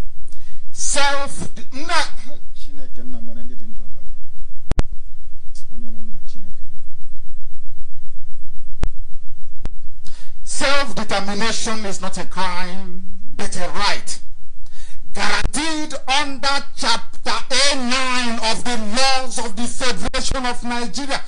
These laws were coded in 2004 by Obasanjo. It was passed in 1983 by Shagari.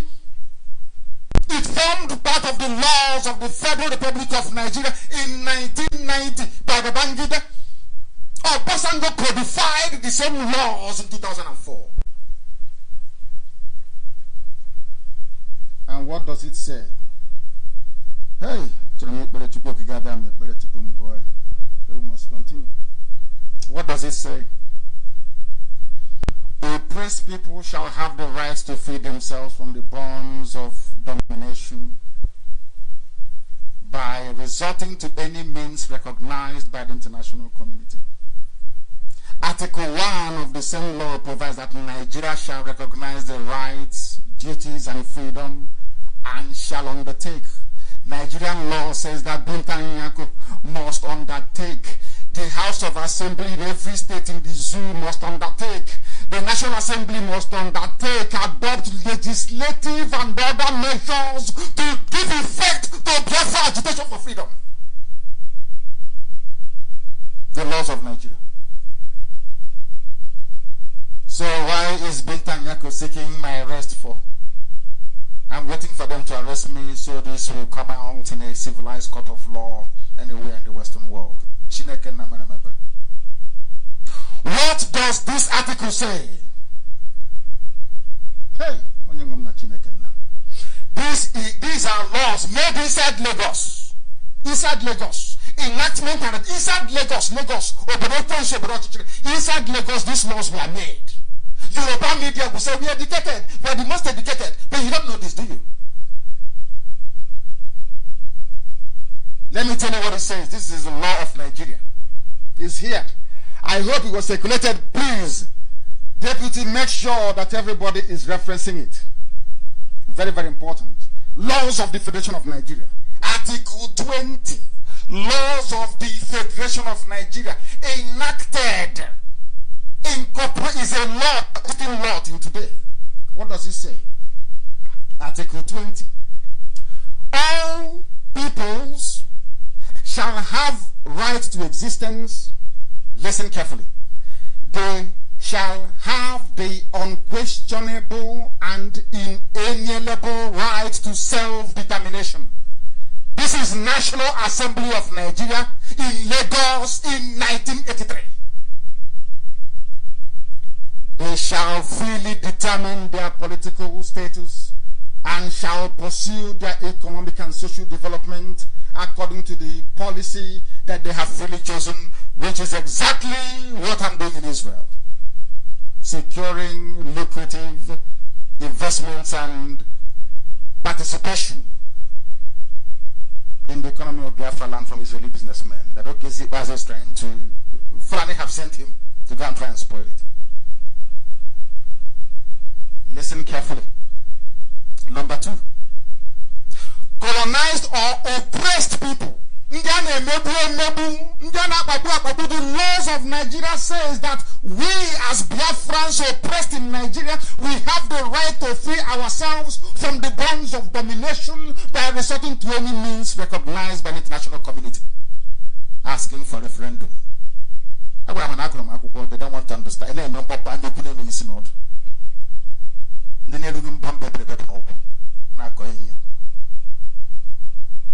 All the educated fools, grad school, all lantern and palaka.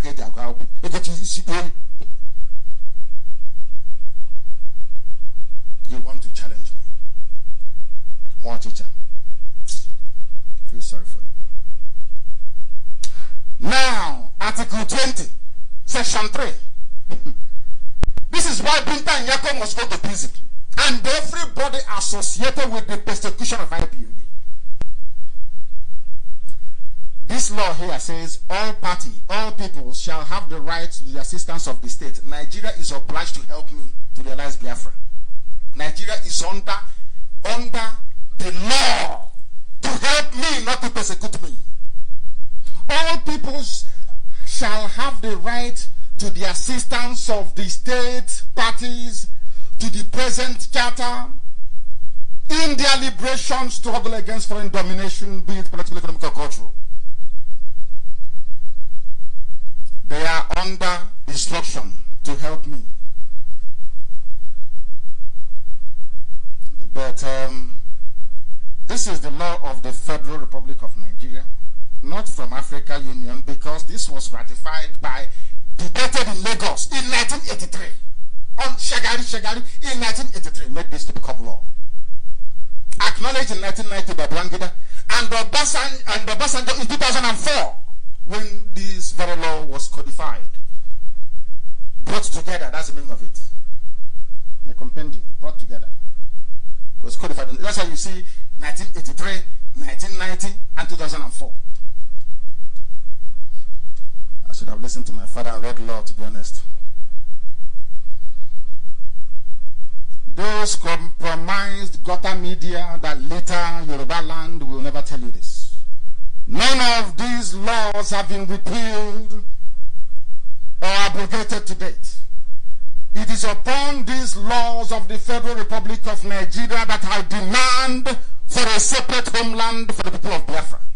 On the laws of Nigeria. I stand on the laws of Nigeria to make my demand tonight. This claim is irrefutable, and if any so-called learned friend or learned enemy wish to contest this immutable fact, they should please write to join as a party in my trial. But first of all, Binta Nyako must hear the application challenging her jurisdiction. She's not a judge, I'm telling you the truth. The arrest, detention, and murder of IPOB family members is illegal, unconstitutional, and in material breach of the written laws of Nigeria. The fact that judges and supposed learned practitioners allow this travesty to continue is indicative of the level of ignorance that pervades the Nigerian judiciary. Secession is not a crime written in law. Why am I being tried? Why are my men being tried? Why is IPOB being persecuted for doing what the laws of Nigeria say should be done to any group of people who are oppressed? This is the written law of Nigeria. How can any judge, judiciary, justice system, or state prosecutor seek to punish anybody for doing what the law says? Now you understand why Nigeria is a zoo, don't you?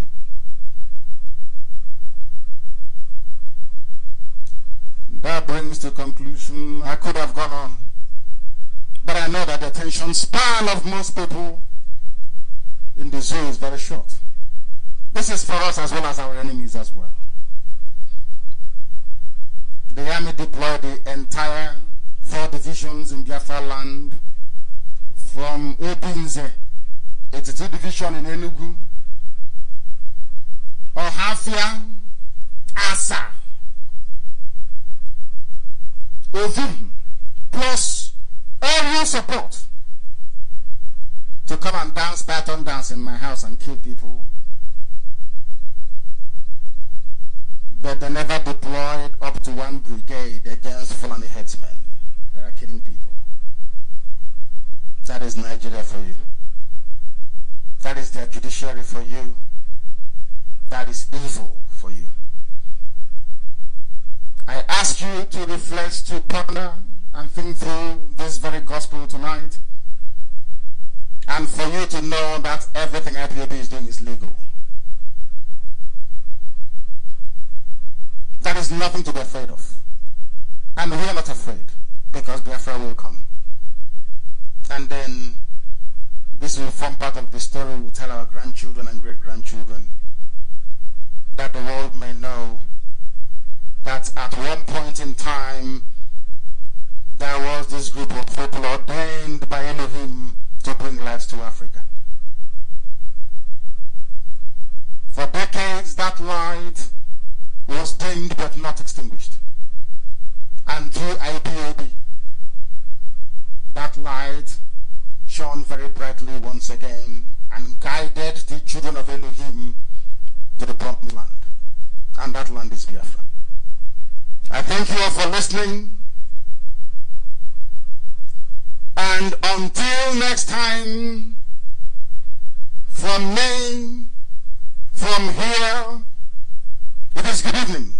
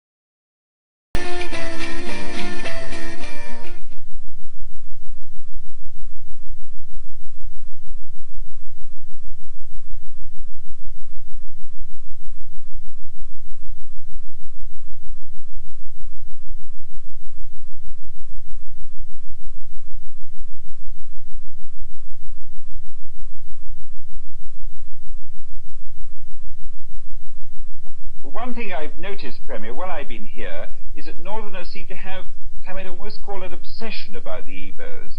Could you perhaps explain that to me? Well, the Igbos are more or less the type of people whose desire is mainly